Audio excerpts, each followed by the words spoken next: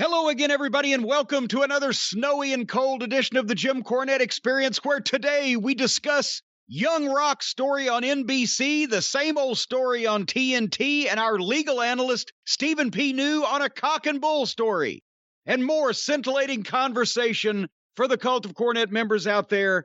And to join me in all of this, Hawaiian Brian, the podcasting lion, the king of the Arcadian Vanguard Podcast Network, Mr. Co-host to you, he's Dick Cavett. In a world of Merv Griffins, your friend and mine, the great Brian Last, everybody. Aloha, Jim. A pleasure to be here once again for the cock and bull edition of the Experience. I have to say, you probably don't even realize what a compliment it is to me personally to be compared to Dick Cavett, who I'm a major fan of. So thank you.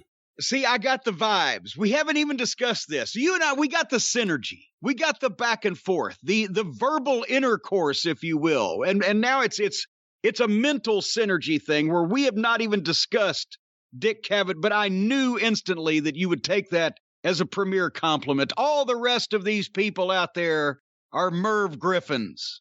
Mervin. Have you ever seen the Cavett episode with Orson Welles? Many years ago, but I do not know what you are referring to. Well, it's an extraordinary interview because Orson Welles is such a fascinating character to begin with, and very often he's, how do you put it, drunk and grumpy. But on Dick Cavett, he looks like he's in heaven. He's having such a good time talking to Dick Cavett about all these things. And so many of those guys, like Brando, guys who didn't normally do talk shows, would go to Dick Cavett and have the time of their lives just having an intelligent and funny conversation. I love Dick Cavett. Well, I'm not sure whether the Orson Welles episode, but they showed, was it on Turner Classic Movies here some time back? They showed a number of the Dick Cavett interviews where one of them was Groucho Marx, but with some of the legends, and he was just a great conversationalist. But people don't have two things anymore to put something like that on major network television. One, intelligence, and two, patience. One of those Groucho Marx interviews, because he also had great panels. Like, he would put interesting people together, and he had like Truman Capote there, and Groucho comes out, and this is old man Groucho. And I don't remember the exact line, but at one point he's just like, get a load of this guy. And, this Truman Capote all high and drunk, just sitting there all weird. Hysterical. Oh, was that where Groucho came out wearing the golf hat? Yes. The golf hat with the three dangly balls on it, right? and Groucho made some snide remark about Truman Capote, obviously not, being of the same persuasion as Groucho, and Truman Capote responded, well, Groucho, you have three balls. Anyway, we've all had a ball here the last week. It's snowing again up there at Last Manor. You've got, 4 feet now on the ground up there? Have you seen the sunlight in the past couple of weeks? Has it covered the windows up yet? Does it look like Christmas in Connecticut with Barbara Stanwyck?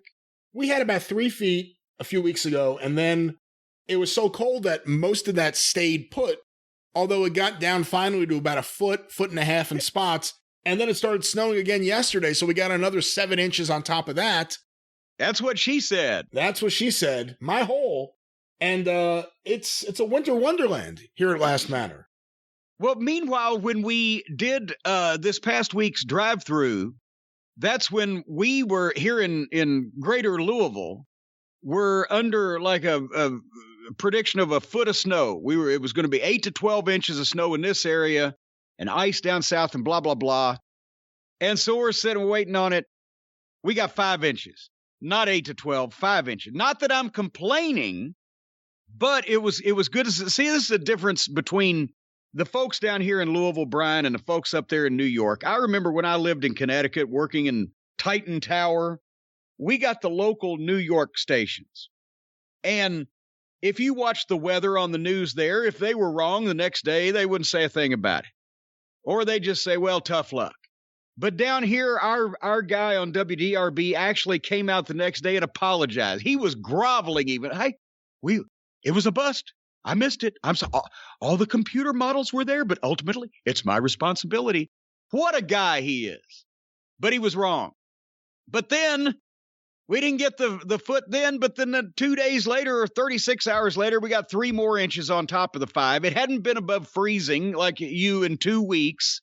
So you go out there, and you know the snow is deep, but it's so frozen you only crunch down onto the first 2 inches or so, but you're still not, you're 6 inches from the ground. It's ridiculous. And I felt bad.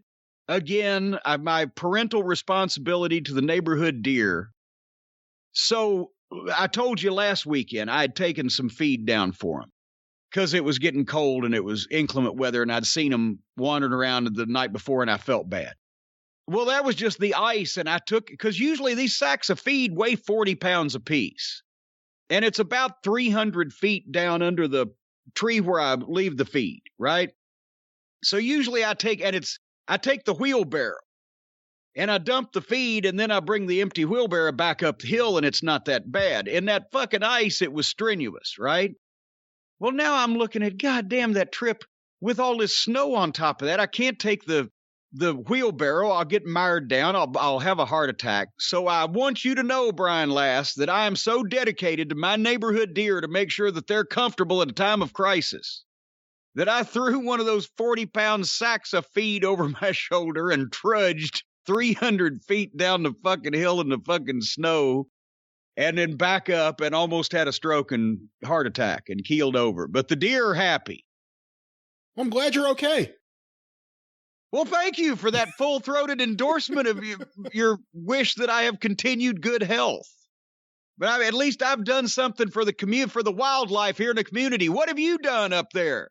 Are you feeding your chipmunks? I see deer tracks and fox tracks in the backyard, but I haven't actually seen any animals since the 3 feet of snow a few weeks ago. Well, you should be putting feed out there, and then you'd see more of them. Now, you don't really want to encourage them to come with their ticks to the property, although they do it on their own anyway. And just listen, make sure your kids have all their shots, and they won't give the deer anything, and everybody will be healthy. I don't think it works like that. I'd rather them, stay at the edge of the property and mosey around and then go to the neighbor's house. Mosey around and then go over to the neighbor's house. That's actually good advice for anybody that wants to visit you. Just mosey around and then go to the neighbor's house instead. Yeah, you're not wrong. But the Eagle has landed, by the way, though. We've been building up to this, the long-awaited arrival of the first ever smartphone that I've ever owned.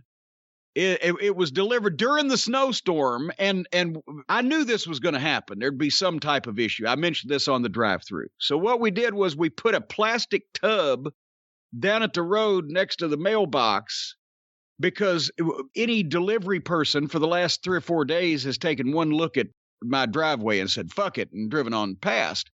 But they put it in the tub, and then I trekked down there and got it, and it is an iPhone 12 good?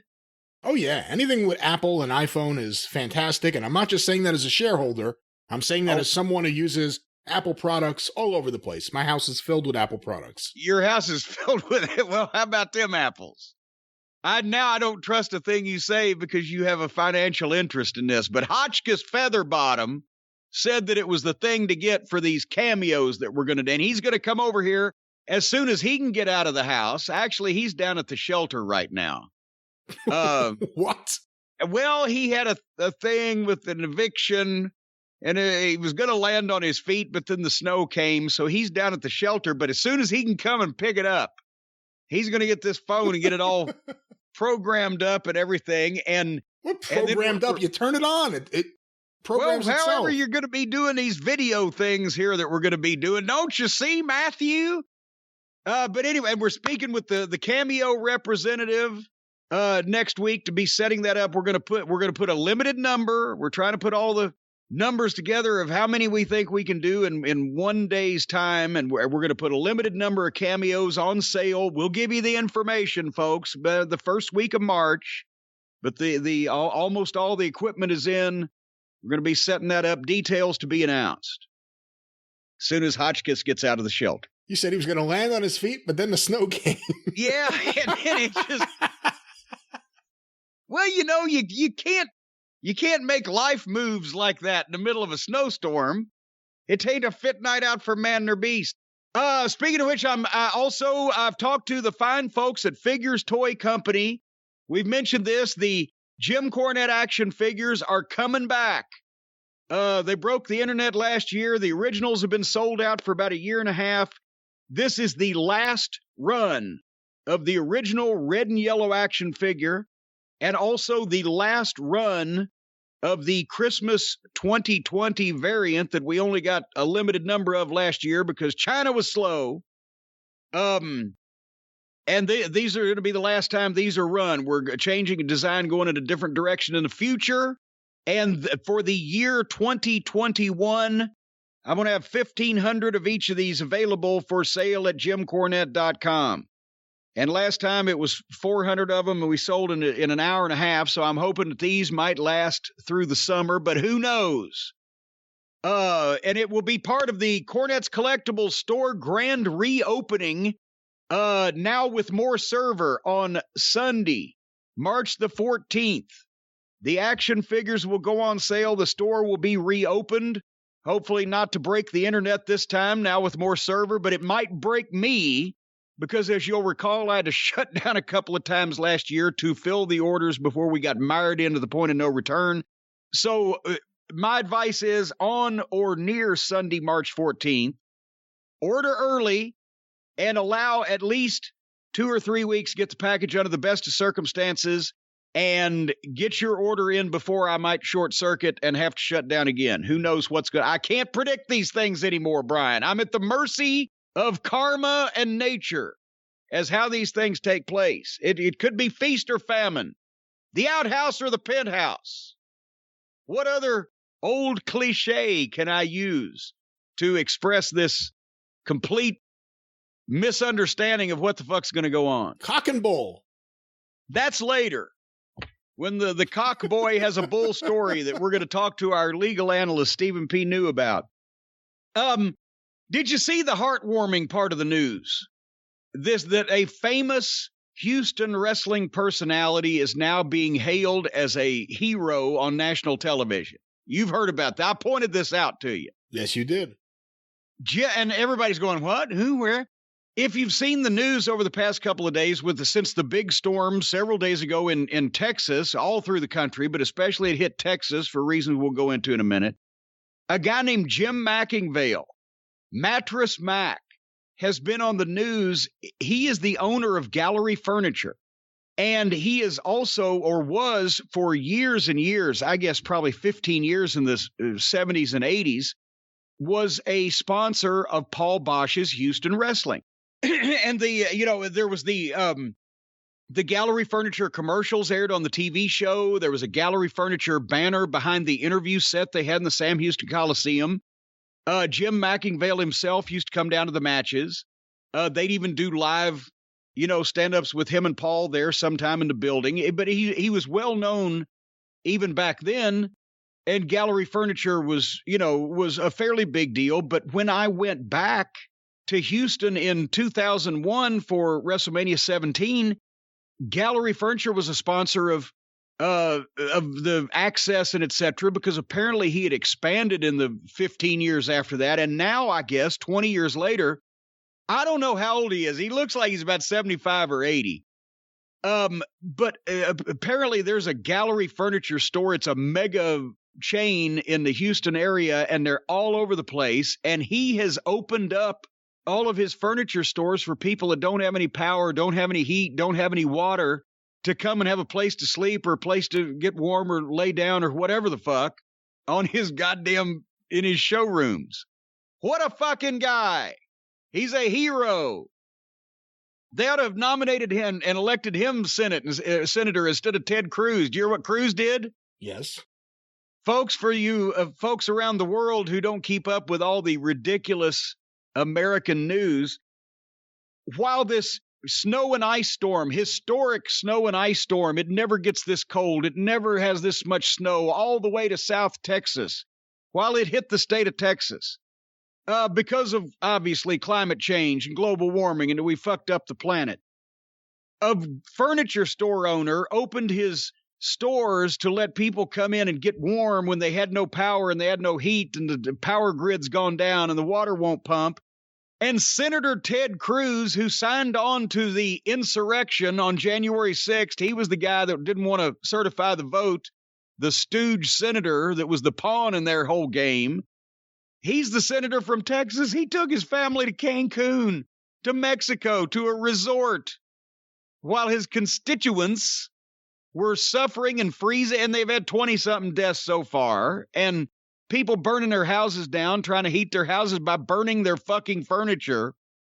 And he got caught going through the airport, and it caused such a stink that he flew back the next day and told the story that he was just taking his kids to Cancun and coming right back. Despite the fact that he was wheeling a fucking suitcase the size of a body bag down there to begin with on the video that they got of him. Yeah, and and friends of the family, shows you what good friends they were, leaked text messages to the newspaper where his wife was saying they were going to be there through Sunday. Yes. Because that's what everybody does when you're responsible for a fucking state and its welfare. But here's the thing. I just want everybody to know how stupid these fucking people are.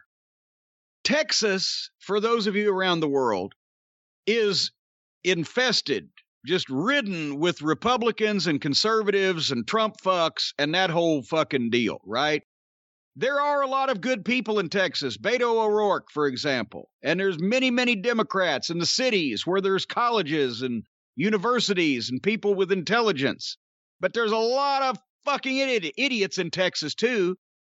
And they're usually in state government. And Brian, I had no idea of this until 4 days ago when it became national news. There are 3 power grids in the United States of America. There's the Eastern power grid, there's the Western power grid, and there's the Texas power grid. The Republican conservative dipshits in Texas are so against regulation by the federal government, and they're so owned by the oil and natural gas companies that they created their own power grid so that they don't have to be under federal regulation. And of course, because the Republicans are all about deregulating all businesses all the time so they can fuck people, so they can cheat people financially, or they can poison people, or they can poison the environment, or they can fuck up the stock market, or what. Republicans are big on this, the free market. Let them do anything they want to do, deregulate everything. And that's why the Democrats always re-regulate everything that the Republicans deregulate every time they get in power so that things like this will not fuck up and happen. But since Texas is a state, the federal government doesn't have any. I know this is stupid to people out there, but it's the United States. Federal government should be the boss of everybody. No, it doesn't work that way because there's Republicans.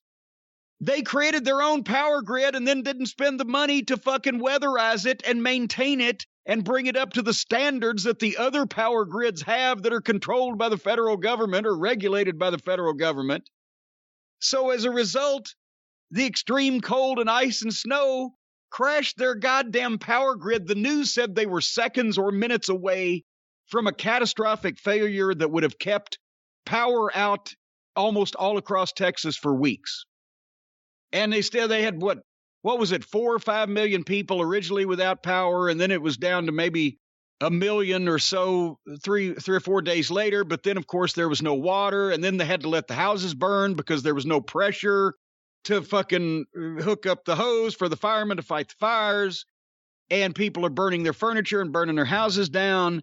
And then there's carbon monoxide poisoning, and they were lined up in snow, which they never see down there, blocks and blocks to be able to purchase propane tanks or fucking go to the grocery store in the middle of a pandemic because it was not prudent financially for the idiots that were running this thing to weatherize the shit, even though they had a warning about 10 years ago when they had a cold snap that wasn't nearly this bad.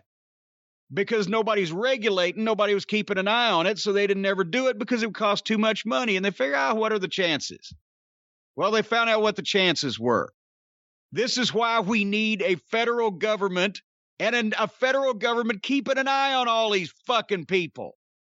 Because the Republicans will let you do whatever the fuck you want to do, wherever you want to do it, and it will generally fuck someone up in the end. You believe that? In 2021, the fucking power goes out because it snows anywhere. 6 inches. And then the governor, who's a Republican, tried to blame the Green New Deal because the windmills froze up. They have windmills in the Antarctic. They just weatherize them. Simpleton. They're so up the ass of the fucking oil companies down there. Oh, my God. So anyway, we hope everybody is okay, despite the fact that your state government in Texas wants you to all die and freeze to death or burn to death. It's like Game of Thrones in Texas, either fire or ice, right? How can people be burning to death in the middle of a blizzard? Fucking horrible. Well, like you said, we certainly hope any Cult of Cornette members, any listeners of these shows that are in the state of Texas or any of the surrounding areas are okay. It's a pretty scary proposition to have no electricity or no water, no septic, whatever it may be. And we hope everyone's okay.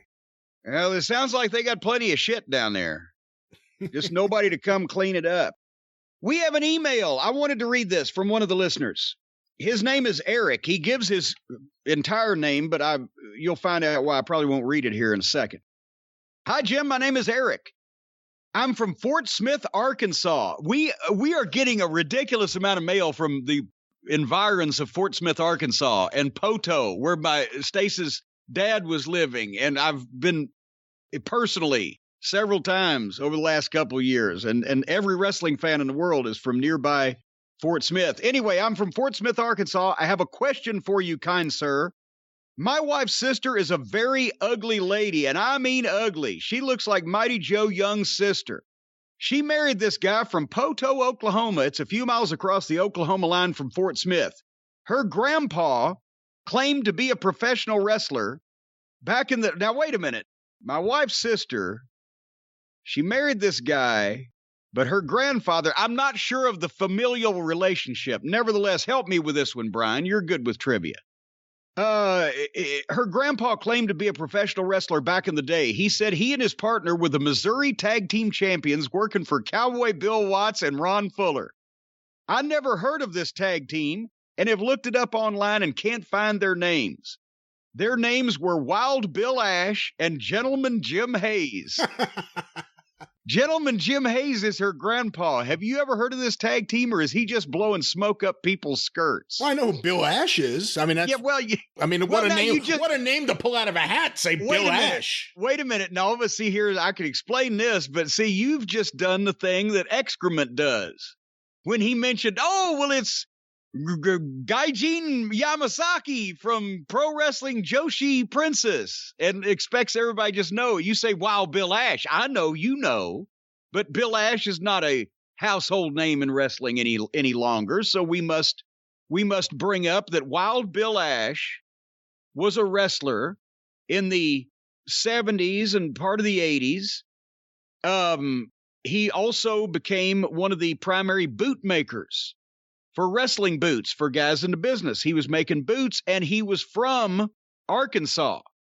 And if you wanted to portray yourself as a wrestler, or maybe you had actually gotten in a ring in a barn somewhere in Arkansas, you would mention Wild Bill Ash's name, but Gentleman Jim Hayes is the question here.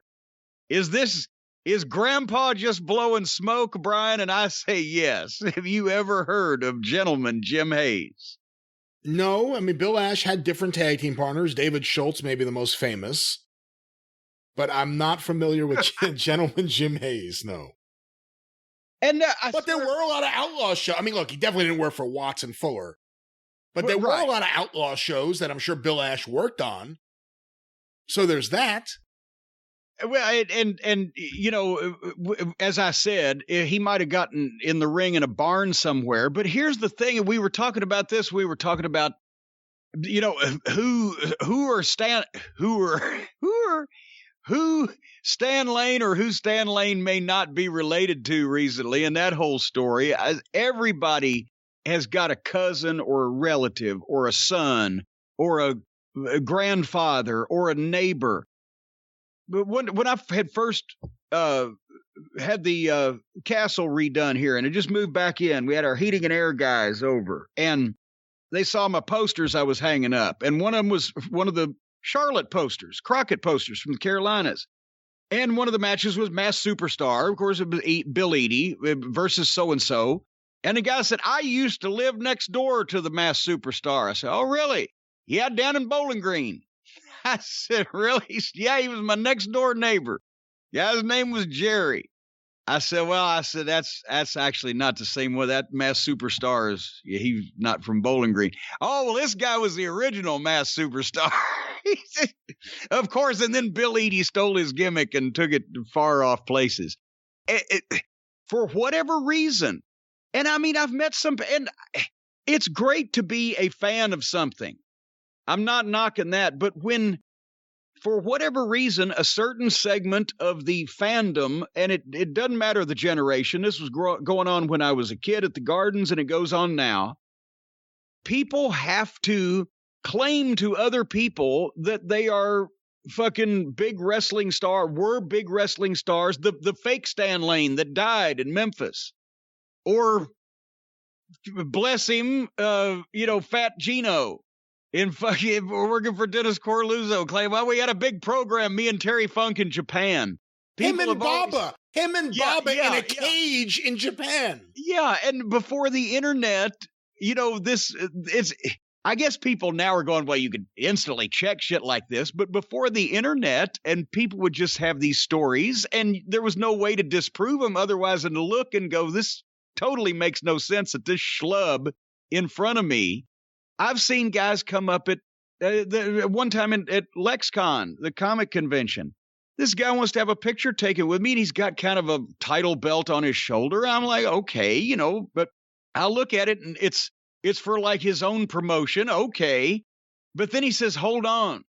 And he takes a mask out of his pocket of his jacket and he puts the mask on. He said, fans expect this. I'm like, well, it makes it easier for me to look at you.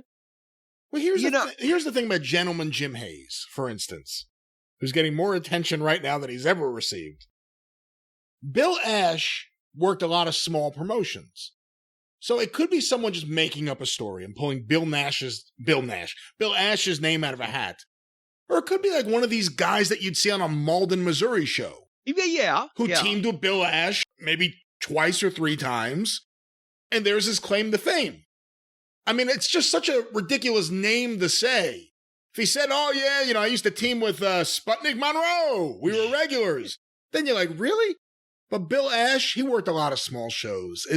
But I'm just saying the overriding thing is that a lot of people have to inflate or fabricate entirely their involvement in the wrestling business, which, okay, if it was, for example, the fake Stan Lane that died and he's just bullshitting his wife, right? That's one thing. But when you go up to people in the business, as you have had people, you've known people that have done, Gino and et cetera. Hangman Bruce Pobans. When you go up to people in the business and try to convince them that you were some type of big recognized superstar, or when you're just somebody, but you're talking to, like if I went up to a pro baseball player and said, I used to live next door to Pete Rose. And he'd say, oh, where? Oh, in fucking Des Moines. Well, I would trust the baseball player would know Pete Rose never lived in fucking Des Moines. But I wouldn't argue with him. I don't. But anyway, some of these guys, I mean, the Stan Lane story is nuts, but the guy told his wife. The Bruce Pobanses or the fake Bull Ramos, they're extraordinary because the guts they have to go to a Cauliflower Alley club. Bull Ramos attended like some Southern California reunion that Vern Langdon did. And I believe the story was like they introduced him to Victor Rivera. They're like, hey, this is Bull Ramos. He's like, no, it's not. And Victor Rivera went nuts.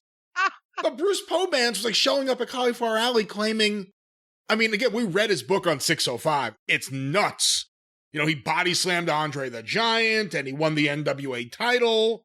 He fell off the roof of a building. I mean, it was just all sorts of crazy stories. But it's one thing to tell these stories to people who don't know any better. It's another thing to show up at a meeting of the wrestling fraternity and try to fit in with these bullshit stories. That's what makes it extraordinary. And then it's sort of like a reverse Bobby Jaggers, because Bobby Jaggers would tell the fucking stories in the locker room or in the car or on Crockett's plane to the boys about his life doing other things that nobody would believe, right? They knew Jaggers. They knew, but he at one time was going to marry, I can't remember which Wilson sister it was now, either Ann or Nancy Wilson. They were going to get married, her and one of them and Jaggers.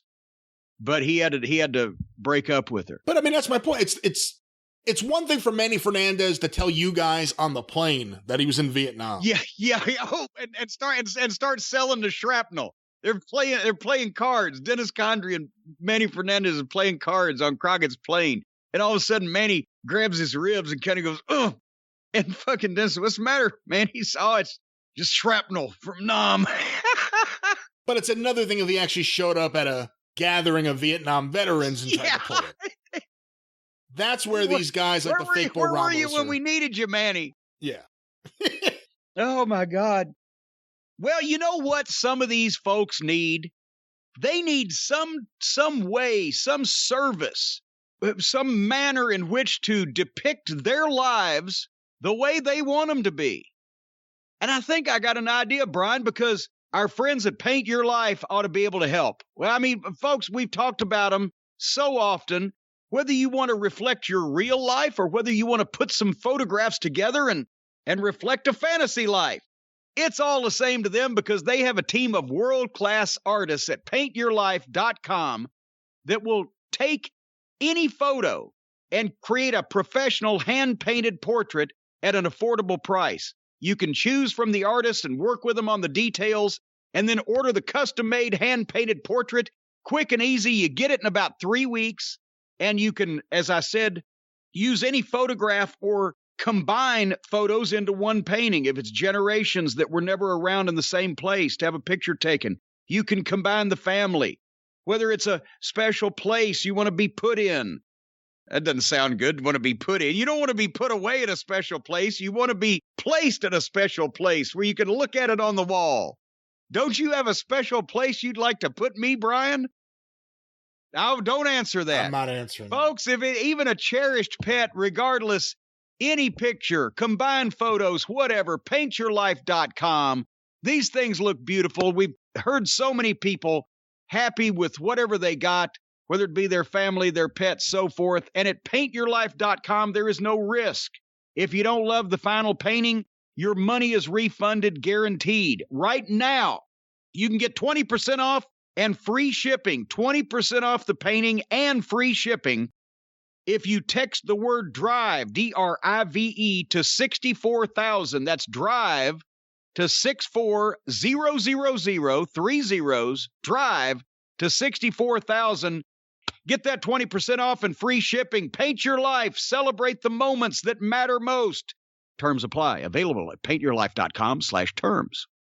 Well, Jim, speaking of paintings and pictures and things that capture blessed moments for families, I understand we have another moment in wrestling, maybe a milestone. Another moment, another trip by the stork. You know, I hope that stork's getting good mileage on whatever grain storks eat. These women in wrestling these days, they have impeccable timing. I mean, just impeccable timing. And is it a rule now that every woman that's involved in the most major thing that they've ever been involved in their life should suddenly get pregnant? From whether it's Becky Lynch to, and we'll talk about Brandy in a minute, and now Lacey Underalls in the WWE is pregnant. I think the bigger issue is an aversion to condoms that is now permeating the wrestling industry. Well, what sort of a pill once a day? Let me go ahead and piss off many of the women and the what? I think you just did. Well, for fuck's sake. I mean, I take my vitamins.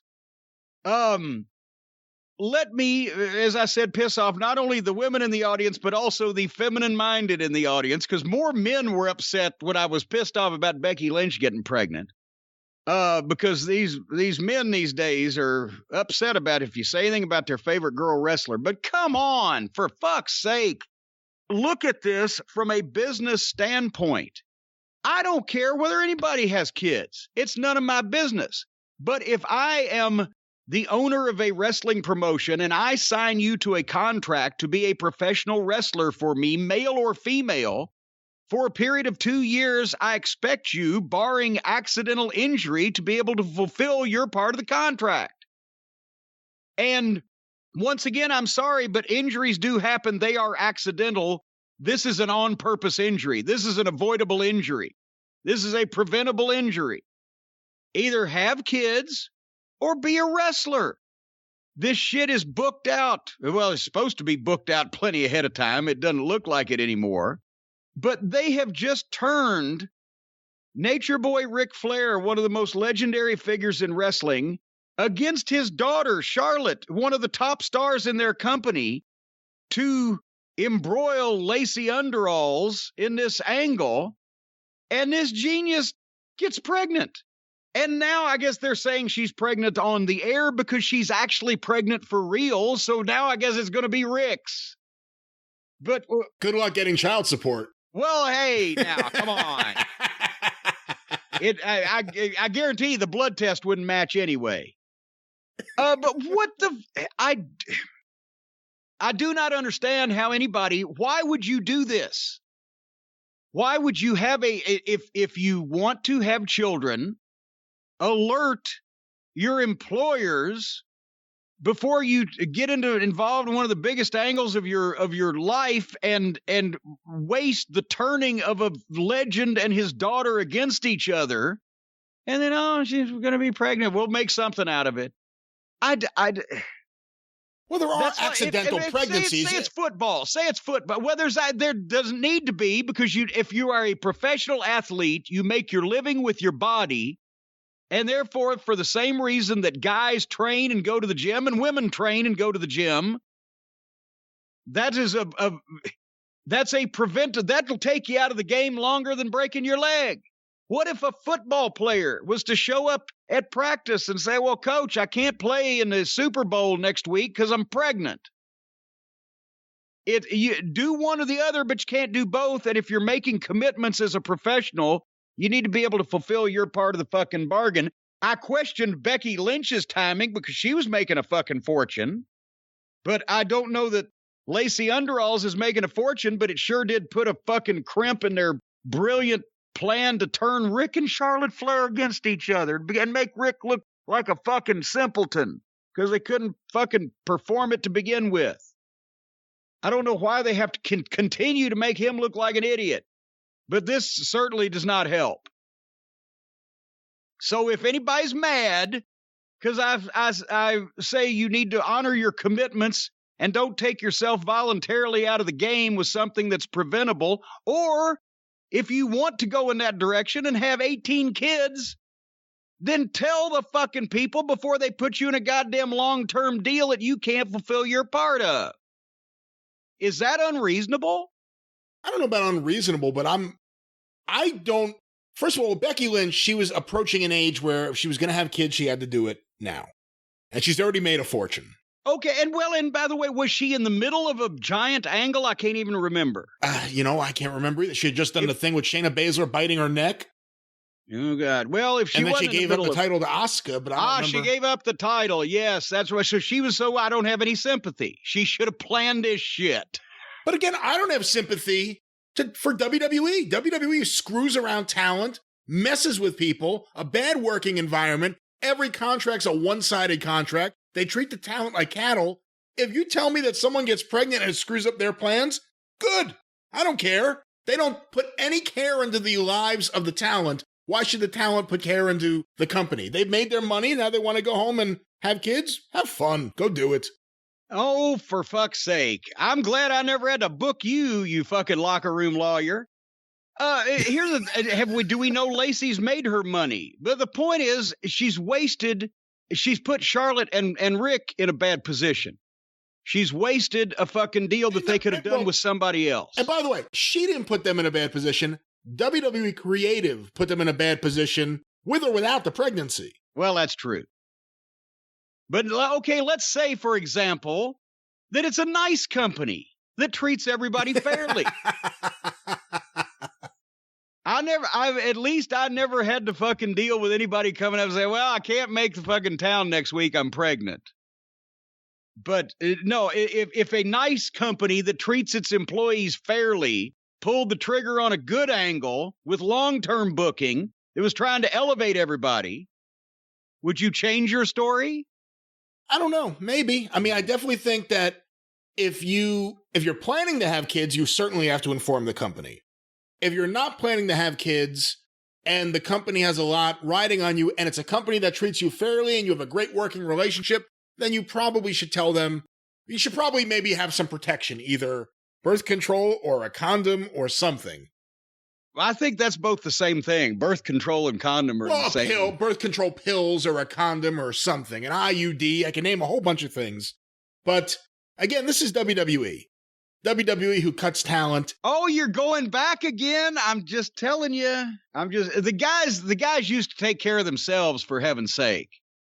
Instead of nevertheless.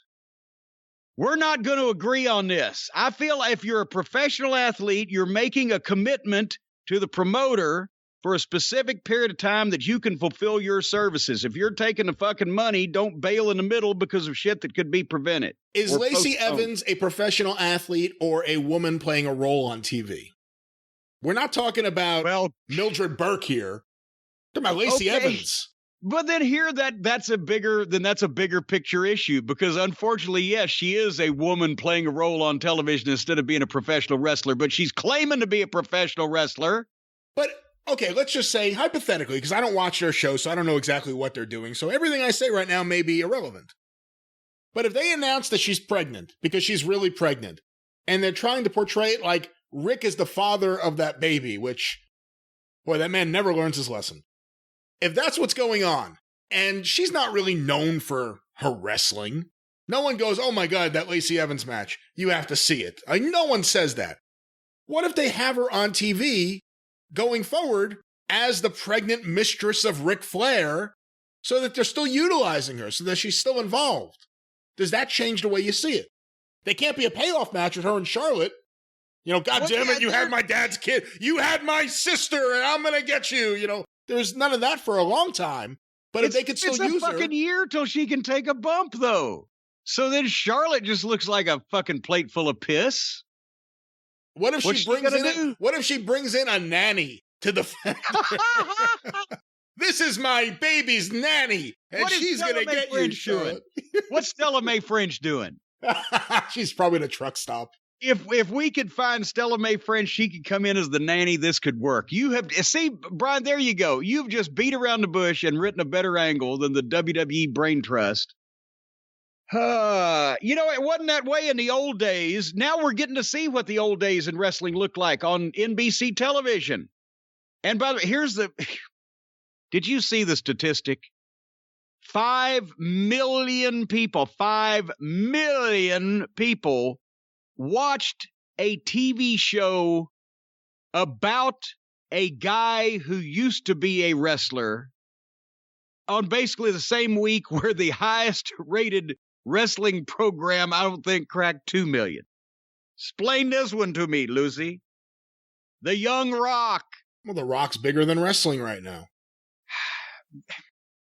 I got a goddamn boil on my ass bigger than wrestling right now. But, what'd you think of Young Rock? You go first. You tell me. The debut was this week on NBC. Dwayne Johnson is running for president in 2032. He's being interviewed by a newscaster who apparently is a real news person. I've never seen him before, and he didn't do a lot for me.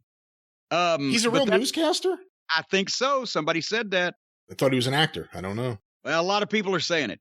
But anyway, and that's the premise where Dwayne Johnson reflects on his youth and starts telling stories. And that's the premise of Young Rock. What did you think of it? I don't know. I mean, I guess for kids, it's all right. I will say if he's running for president in 2032, and now it's supposed to be 2032, those growth hormones do incredible jobs at keeping you look young. Quit now. Remarkable. He is gigantic. He was never that big when he was an active wrestler. What were they supposed to do? Put him, make him wear gray hair because it's 10 years in the future? I don't know. No, I mean, look. He won't change that much. It's a silly show. It's fine. I think You know, I always wish there was something that captured 70s or early 80s wrestling and television. Not like learning the ropes, but something that kind of had that feeling of what wrestling was then. And there were moments here where it kind of had that feeling, like when it was when it was Rocky Johnson versus one of the Samoans. Like, I liked the look. I thought it looked pretty cool. With that said, I can tell you emphatically, there was never a moment ever in Hawaii where there was a party at Leah Maivia's apartment with Junkyard Dog, the Samoans, the Iron Sheik, Andre the Giant, and Rocky Johnson. Hey, hold on. I got to read you one of my notes from the first page. Afa, Sika, JYD, Sheik, Andre would not have been in Hawaii together in 1981. But here's the thing. It's going to offend you and me as anal-oriented historians. How about that, anal-oriented historians? But that's the thing. It didn't offend me. You know, a lot of the times, because I'm not looking at it like this is supposed to be an accurate. Yeah, it's not a documentary. If it's something that's a documentary and they have facts that are wrong or present things wrong, and that's happened in the last few years with different projects that I haven't been able to support because of that, then I get offended. But this is an NBC, I don't know, sitcom? Is it a sitcom anymore? Or just a show? I don't know what to call it. But it didn't offend me. I can't say it offended me. Well, here's the thing. I went back and forth on a couple of things, and I don't know. I'll give you both viewpoints because I don't know which ones to take. I will say, and I've always said this, and as he's sitting there in his suit, Rock, he looks like you built an android of a perfect human being. Just, you know, however he put all those fucking genetics together. He looks fucking great. He looks like he should run for president, and he probably would win. When they went to the wrestling scenes, and the first one was Rocky and one of the Samoans, or the actor playing Rocky Johnson. At first, I was like, oh, wait a minute, because they're acting and grimacing wrestling moves, not really working, because it's the actors playing these parts, and they're not wrestlers. But then I thought, okay, that's better. It's obviously here a fake recreation of a real thing that happened, so it wouldn't look like two guys really having a real match. Am I going too deep into this? Am I rethinking this too much? No, I looked at it the same way. The guy was obviously trying to throw the punch like Rocky Johnson and have his stance in the headlock and have his facial expression because he's watched tape. Although maybe when you're casting Rocky Johnson, find out if the guy could throw a drop kick. Well, how are they going to find how are they going to find anybody in wrestling today that threw Rocky Johnson's drop kick at his size and body weight and that nimble? It's not going to happen. There's nobody doing that, especially not an actor. I got to admit, in terms of the wrestling scenes, that was the one thing that annoyed me the most. Rocky Johnson, known for his amazing drop kick.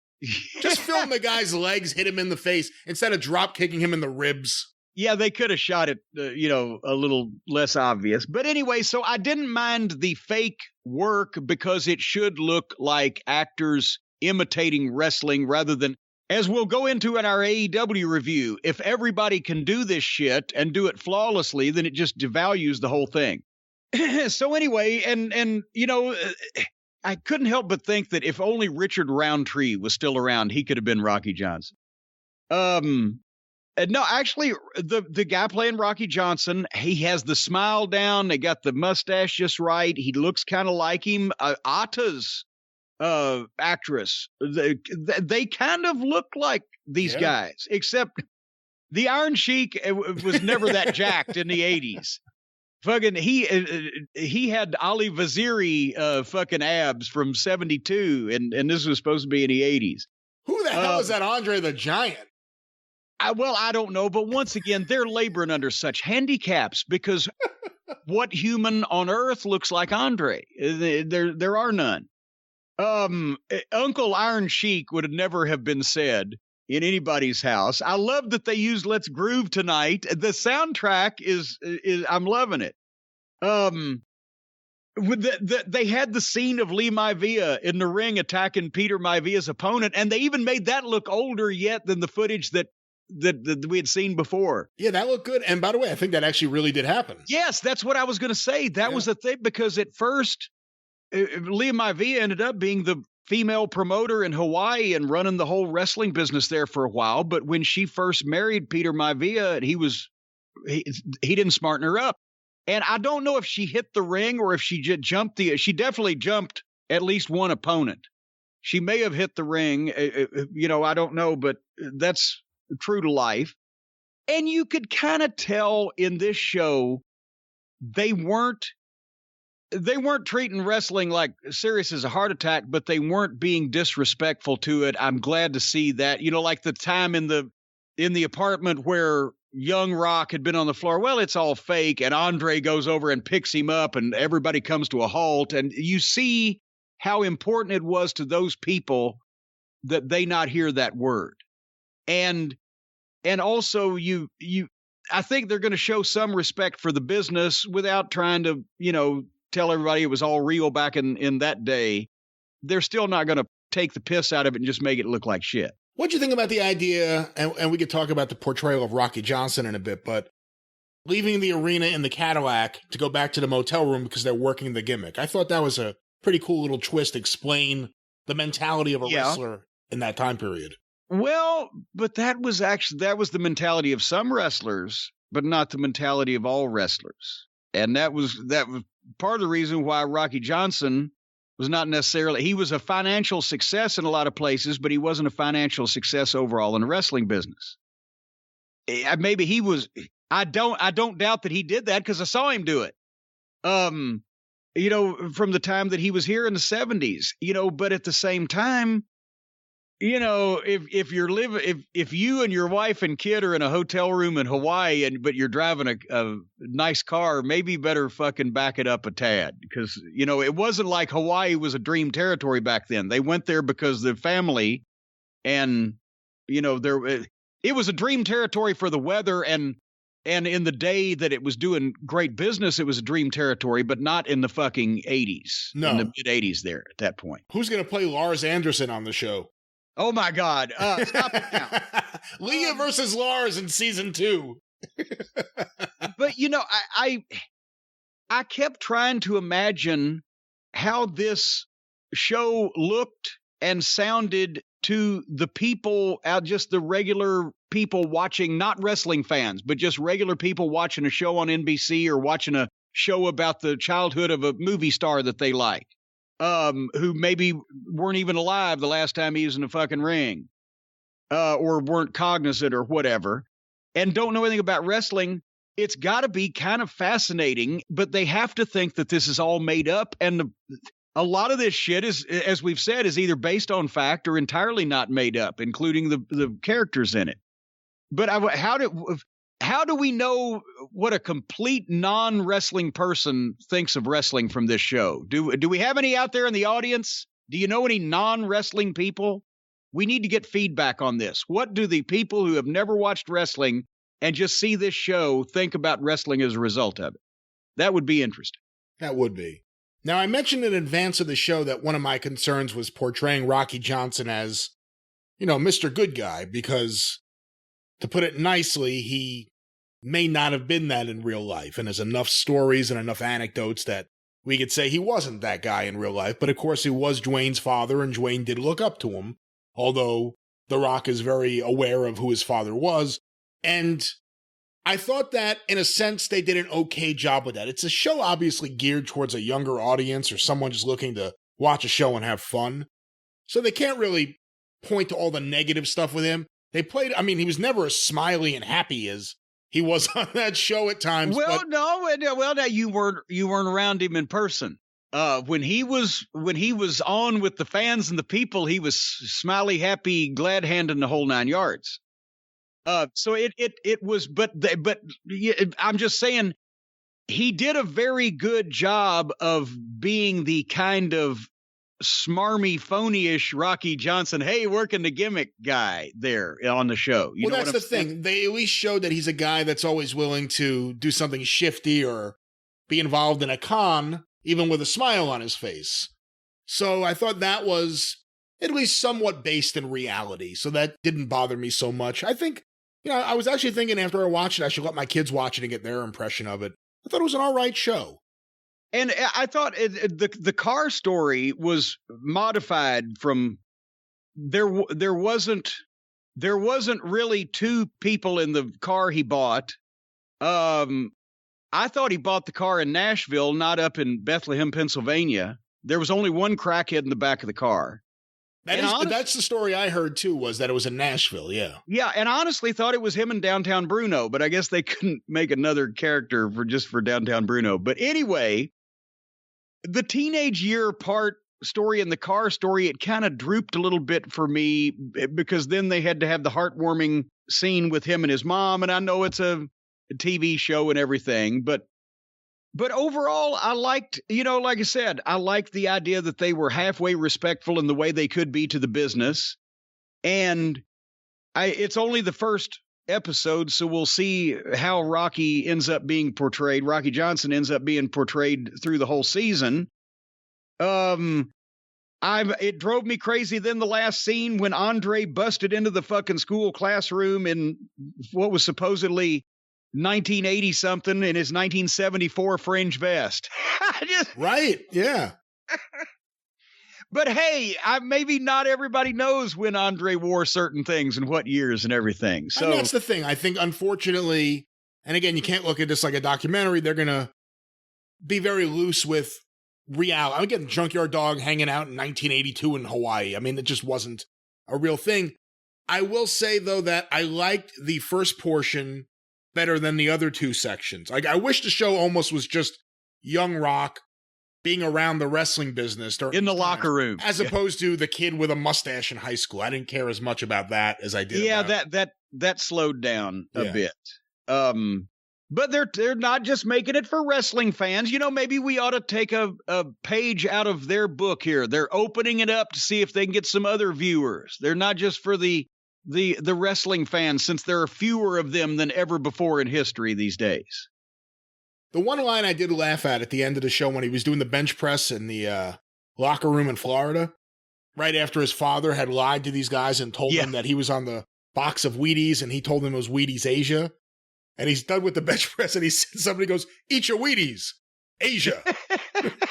Asia. How did it do in the key demo? I don't know. What is the key demo? And here, one more thing about Rocky Johnson also. He originally was born in Canada. Yeah, that's right. But when he came to Tennessee, and see, it's such a weird pre-internet story. The way probably the most successful territory that he worked in, besides the WWF for the last 10 years of his career, he was huge in the Memphis territory. And Jerry Jarrett loved to book him. But the way he came in was, it was 1976, and Muhammad Ali and Antonio Inoki were having the big War of the Worlds fight on closed circuit that summer. Well, Jarrett figured Lawler is his top guy, and Lawler was a heel, so he wanted to bring in a boxer and do a boxer versus wrestler match. Well, back before the internet, they just brought Rocky Johnson into Memphis as a boxer, and he did have some boxing background, and he had some pictures of him with George Foreman where they sparred or whatever the fuck. But Rocky had been a wrestler for the previous 10 years and been a main event guy in San Francisco for years. But without much magazine coverage, the people in Memphis, they even covered it on the evening news. Boxer versus wrestler, Rocky Johnson, a boxer from Houston, Texas. And the people bought it, and then they did a heck of a house off of it. Actually, Johnson and Lawler drew better than Ali and Inoki in Memphis. And so then they announced that Johnson was coming back, and they just integrated him into the angles, and he was starting to learn to wrestle. And then he's a main event guy on and off for the next fucking 7 or 8 years here. But as Rocky Soul Man Johnson, he was from Houston, Texas, and that was his hometown he was introduced as. And back in the mid-'70s, he still hadn't lost all the Canadian in his voice. Now, we all knew, and we didn't know he was Canadian. I never knew he was Canadian until fucking 5 years later. But we knew he doesn't sound like he's from Texas. And the Canadian pronunciation, everybody always goes, "Oh, a boot." He didn't necessarily do that so bad, but he had a thing he would say in his promos where he would talk about the healed, it said something about him. Well, this would be, if all this was about talking, then you'd be the champion. But it's about wrestling too, not just running your mouth off. And all of us at the Garden would laugh at Rocky Johnson running his mouth off.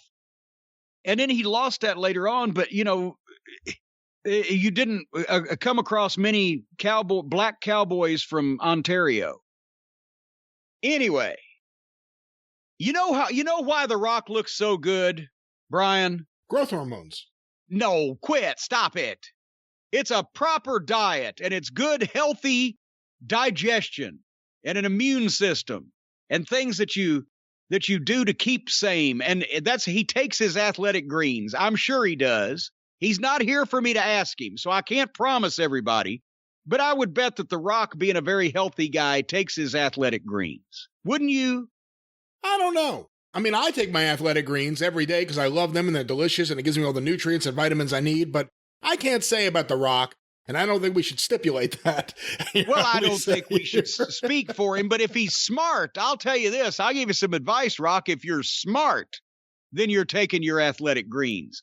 Folks, athletic greens in one tasty scoop contains 75 vitamins, minerals, and whole food sourced ingredients, including a multivitamin, multimineral, probiotic, a green superfood blend, and more. It fills the nutritional gaps in your diet, increases energy and focus, aids with digestion, and supports a healthy immune system all in one. You don't need to take so many pills you rattle around like BBs in a boxcar. You don't need to go hither and yon, buying all these different ingredients and juicing them down and cleaning them up. Just scoop your athletic greens into water, shake it up, and you get keto, paleo, vegan, and dairy and gluten-free with 1 gram, less than 1 gram of sugar, right in your cup of athletic greens. And right now, they're offering you folks a free 1-year supply of vitamin D and 5 free travel packs of the athletic greens with your first purchase.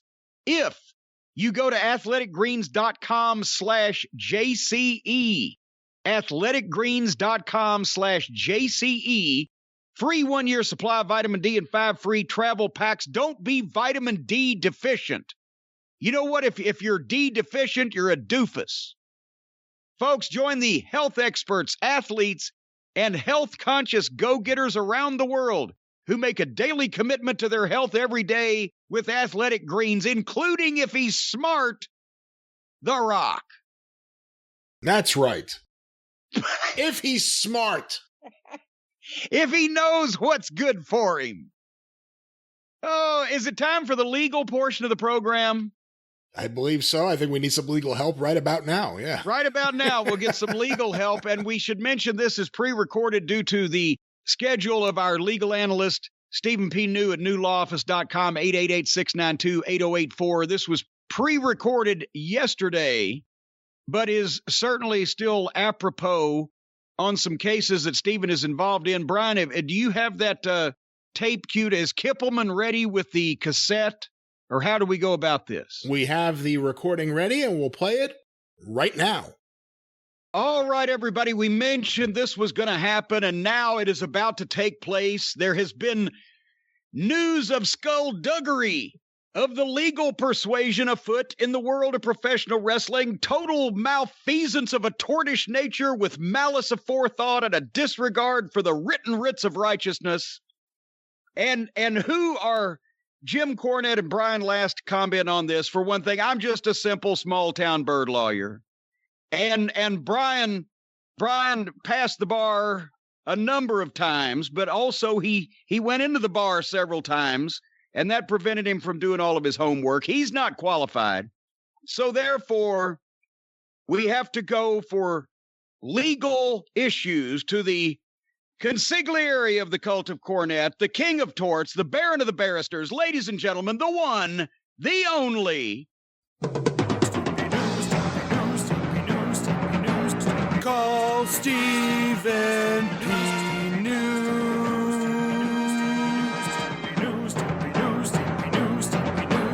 If you need to sue.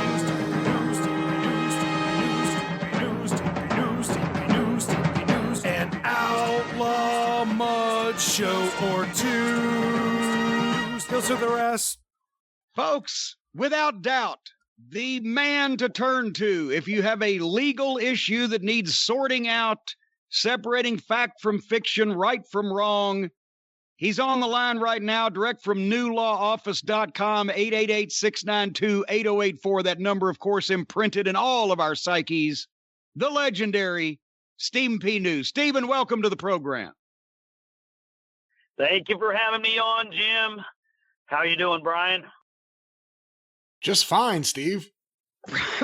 Brian was leaning over trying to plug something in and was caught unawares by that lateral segue pass. But we've been kind of alluding to this, Stephen, on the program over the past few weeks, but we didn't want to overstep our boundaries as mere legal laymen in a shark-infested legal system. We didn't want to say the wrong thing, so we've come to the man himself. You're involved in this.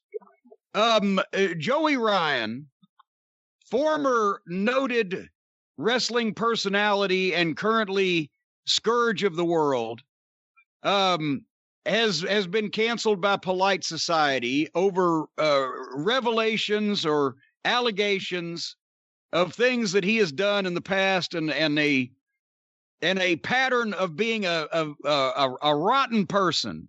Many people have mentioned dates and places and issues and things that happened. And in response to that, he's been suing everybody in sight. And you've come into contact with a young man that was named in one of these suits. And so give us the scoop on exactly what the former Dick Spot guy. I don't think he's going to ever be perpetrating that in a wrestling ring again. But the former Dick Spot guy and current lawsuit perpetrator is doing in response to these people's stories. Well, thanks, Jim. Just to set this up, last spring of 2020, there was this speaking out movement in the sport of professional wrestling. It kind of started in Great Britain and then took hold over here in the United States. And people who had been victims of sexual assault or some misconduct started speaking out. Others who had knowledge of that encouraged others, prominent figures in the professional wrestling industry, to not employ these people. And that's kind of where it intersects with my involvement with this young man from southeastern Pennsylvania, goes by the name of Pelle Primo. And Pelle Primo had recorded a YouTube video, put it out on social media. It was about 35, 40 minutes long, detailing some of the misdeeds of Joseph Meehan, professionally known as Joey Ryan. And late in 2020, Mr. Meehan decided to sue not only Pelle Primo, he sued Impact Wrestling for breach of contract down in Nashville, Tennessee, sued several young ladies and some others for what had been stated on social media. I took that as kind of a slap back at his accusers in an attempt maybe to rehab his public image. And he sued each one of these defendants for $15 million. He did it out in California, despite the fact that some of these people, like Pelle Primo, had never been to the state of California, had no contacts with the state of California. So in about October or November, Primo contacted me and said, "Look, you're the only lawyer I know. I don't really know anybody. Can you help me? Or would you help me?" That's a great introduction, by the way. That's a great introduction, though. Hey, you're the only lawyer I know. Fortunately, no, Pelle, he hasn't had to come in contact with many attorneys, and that's a good thing. And he leads a fine and upstanding life using his left and right turn indicators for doing that. But you have become somewhat of a established figure in the wrestling world, and so maybe he's a listener, but he knew to turn to you when no one else could help. Yeah, he is a devout listener of these podcasts. I can tell you that. He always asks about you when we're talking. And, and so he's like, hey, look, I hear your name all over the place. Is there anything you can do to help? I said, well, you got a California lawyer that can get me admitted out there? And he said, well, I think I've got one. A very nice gentleman by the name of Jeff Lewis. The lawsuit was in the Central District Federal Court in California. And so I filed, along with Mr. Lewis's assistants, motion to dismiss that case because Pele had no contact with the state of California. We had a hearing on December 22nd, and the federal court agreed with me that this case didn't need to belong in California. All of the allegations, Jim, were brought under California law, libel, slander, all different interference with contract, and all manners of things leading up to the punitive damages claim and the claim for $15 million. And, he and his lawyer really wanted it in California. And we got that moved back east to the Commonwealth of Pennsylvania. It's in federal court in Allentown now. And we're going to move forward defending the case there now. Pele's had a GoFundMe that's been fairly successful. A lot of people, strange bedfellows, if you will, people from, types of wrestling that you and I aren't big fans of, but are fans of Pele's and think that this is wrong and have come to his aid and actually donated. So, here we are. We're at a period where we've still got a little bit of time to file a response, possibly a countersuit. And I just wanted to say thank you to fans of the sport of professional wrestling who know what's going on here. This is a bully attempting to bully in the legal arena. And we just don't like bullies, Jim. Well, wait a minute. You mean Pele Primo doesn't have $15 million? And to spare, if and the other young lady, and let me say this at the start also, it's everybody's right to defend themselves and their honor if they've been slandered or libeled or whatever. And with that speaking out movement, as we know, for about 3 days, I was just the worst person in the world too. But in this case, it's not a couple of people in the basement somewhere said, oh, let's fucking fix this guy up. These were multiple people over multiple years with citing specific instances that happened or places. And in response to these, many people, I don't think Ryan Nemeth will probably be slandered if I say he was a proponent of some of these stories, and many people that had any type of friendship with or working relationship with or been around Ryan said, yeah, not like, oh my gosh, or no, I never heard of it. No, yeah, we knew it all along. So what's happening here is and it was a going back. Play. Yeah. Well, yeah, he's going back and he's suing a bunch of people that don't have any money for $15 million. And with, I don't know if we can mention the young lady's name, but he got a judgment against another young female wrestler who didn't have the money to hire an attorney. So now what's she got to do to get out of that? Just go file bankruptcy and ruin her credit? Yes, she will probably most likely be forced to file bankruptcy. Any of these defendants, if they're not able to satisfy a judgment. The interesting thing about that, Jim, is that intentional conduct and punitive damages can't be bankrupt out. I got a judgment against a guy that almost beat a guy to death with an aluminum baseball bat at a bowling alley. Hey, and, you were supposed to talk. I told you not to talk about that. Oh, I'm sorry. Different instance. My understanding was you just took a rear view mirror off a guy's car with a baseball bat. But anyway, the defendant in that case went and filed bankruptcy, and bankrupted out everything except our punitive damages claim. And that judgment's still out there. My client's still collecting that to this day. So my point is, Meehan is sued for intentional conduct and punitive damages. So bankruptcy is only a limited option for these defendants if he wants to pursue that doggedly for a number of years. And that's no fun. You know, the young lady that you mentioned, he got default judgment against her.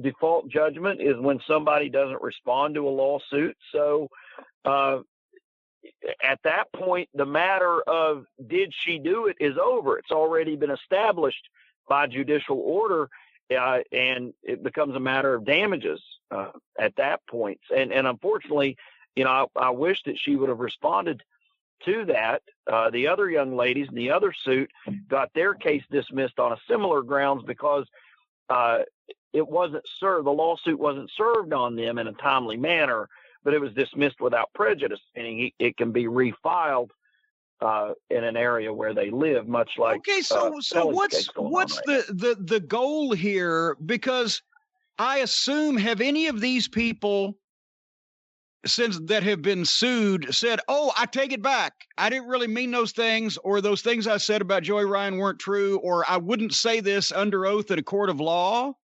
Have any of them said that? No. Or is it just that we will say this in court, but now it's going to cost us thousands or tens of thousands of dollars to do this on purpose, and that's what he's going for? What's going on here, Stephen? Well, truth is an absolute defense to a claim of defamation, libel, or slander. So if you can prove that what you said was true, that's an absolute defense to the types of claims that Joey Ryan has made. Not only that, the intentional interference with contract. You know, Ryan has said that his bar wrestling has done poorly as a result of these statements. Ryan has said that he lost his contract with Impact because of this, that he's lost opportunities to wrestle for everyone from the WWE to, you know, your local wrestling promoter. So those people are going to have to be deposed. Number one, did you have any intention of bringing Joey Ryan on your wrestling show? Number two, is what my client, Pelly Primo, said, that lead to you canceling some kind of a contract or deal that you had with Joey Ryan? So that's what has to be fleshed out. And I would think that he's probably thinking that this will discourage anybody else that may have corroborating stories to come forward and go through all of this rigmarole. Right. It's a chilling exercise. It's a power play and an attempt to chill those who may have knowledge about the kind of person that he was, and, you know, telling girls, do this, and, you know, you'll get a spot on tonight's show, or you got to sleep with me if you want to continue to wrestle for bar wrestling, or, you know, whatever the allegations are that the people have made. He absolutely wants to chill further discussion about that in an attempt to rehab his public image, and the hopes that, well, after this speaking out movement is over, you know, maybe somebody will let me wrestle somewhere. Boy, that bar wrestling, that sounds like that would have been a huge moneymaker over the last 12 months. Well, according to the documents here, he made $300,000 over the course of 3 or 4 years. It's spelled out in his lawsuit, and he filed like a 19-page affidavit when Pelly's case was still in California. So, yeah, I mean, that's a matter of public record if anyone wants to go and look it up. He's going on pre-pandemic numbers, though. I don't know how many people he could have crammed into a bar wrestling in California over the last 12 months or so. Yeah. Right. Remind me to stay socially distanced from that, Jim. So. Yeah, well, we've been socially distancing Joey Ryan for a long time, me and Brian both. Hey, Steve, if I could ask a question, the state of California has pretty strict anti-slap suit laws on the books, don't they? They do? Wouldn't you say these are slap suits? Am I wrong? Well, yes, and you bring up a good point. Brian, I can tell you've been slapped a few times yourself there. But California has anti-slap suits. And so the court in Pennsylvania, the suit was brought alleging violations of California law. One of the first things this judge in Pennsylvania is going to have to make a determination about is, does California law apply or does Pennsylvania law apply? In which case, if California law is applicable, we would get to countersue with the anti-slap provisions.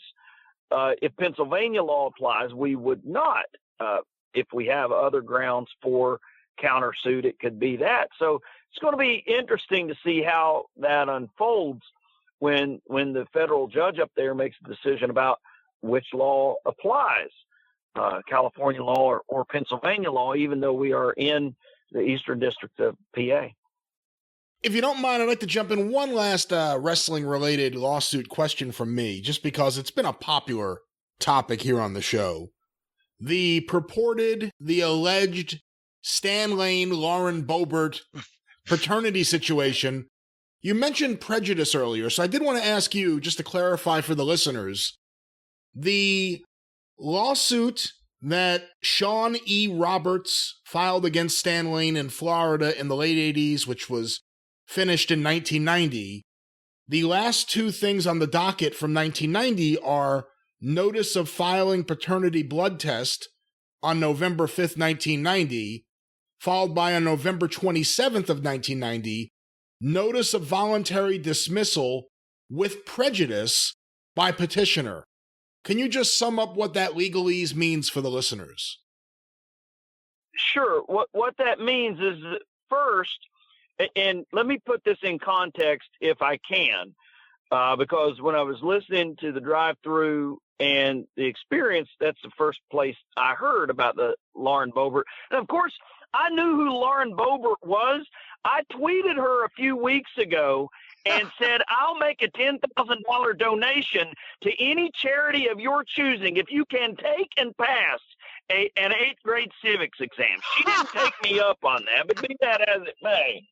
So I knew who Lauren Boebert was, even before I knew that she was the putative daughter of one half of the latter Midnight Express. So to put this in context, hey, he didn't putate. He says he never putated that one. Right, wrecked them. Hell, it killed them both. Yeah. So Florida has a 4-year statute of limitations on paternity, which, if she was born in December of 86, explains the reason for the sense of urgency in late 90, because paternity would have had to have been established by her 4th birth date. All right? So to break down the legalese Brian last just read, there's a notice of paternity testing in November of 90, Stan submitting to the paternity test. And what the notice of voluntary dismissal in December of 90 means is that the petitioner, Sean Roberts, being forced with a paternity test that at whatever standard it was with blood in 1990 was, whatever the state of the art was forced to dismiss that petition with prejudice, meaning it could never be brought up later. So the fact that she's still stirred around in this is disturbing. Wait a minute, Stephen, let me now further, now that you've broken it down, break it down even further. That basically means the shit didn't match and she had to drop it, right? Yes, she had to drop the paternity suit brought against Stan Lane. She had waited such a period of time that whoever the real father was able to skate at that point. There you have it. And that is, see, all along, we started laughing and et cetera, and when we first heard this news, but then, and I've told this story a number of times, probably to Stan's consternation, but that's the reason why he missed some dates in Florida in like the late 80s, because he was being sued for paternity by some woman that finally they served him. he had to take the test, and I remember specifically because that was right after, I guess, the test and the results or whatever they dropped. It was right after we walked out of WCW. So he said that was one of the reasons. He said, "I got a paternity suit. Fuck it, I'm going home." And then later on, like a month later, he finds out, no, it don't match. Nope, bullshit. He's like, fuck. Right. But anyway, right now, so on a more serious note, I'm going to say this. Well, I just got to say that it's amazing coincidence that the same person who was chasing after him 30 years ago turns out to be the apparently maniacal mother of a lunatic congresswoman. That's insane. It's even more amazing that she popped back up when those Midnight Express books became collector's items. What were you going to say, Steve? That's quite the coincidence. On a more serious note, I will tell you that Lauren Boebert's mother, in the social media postings that I have seen, have said that, something to the effect of, and by the way, I'm Stan Lane's first cousin.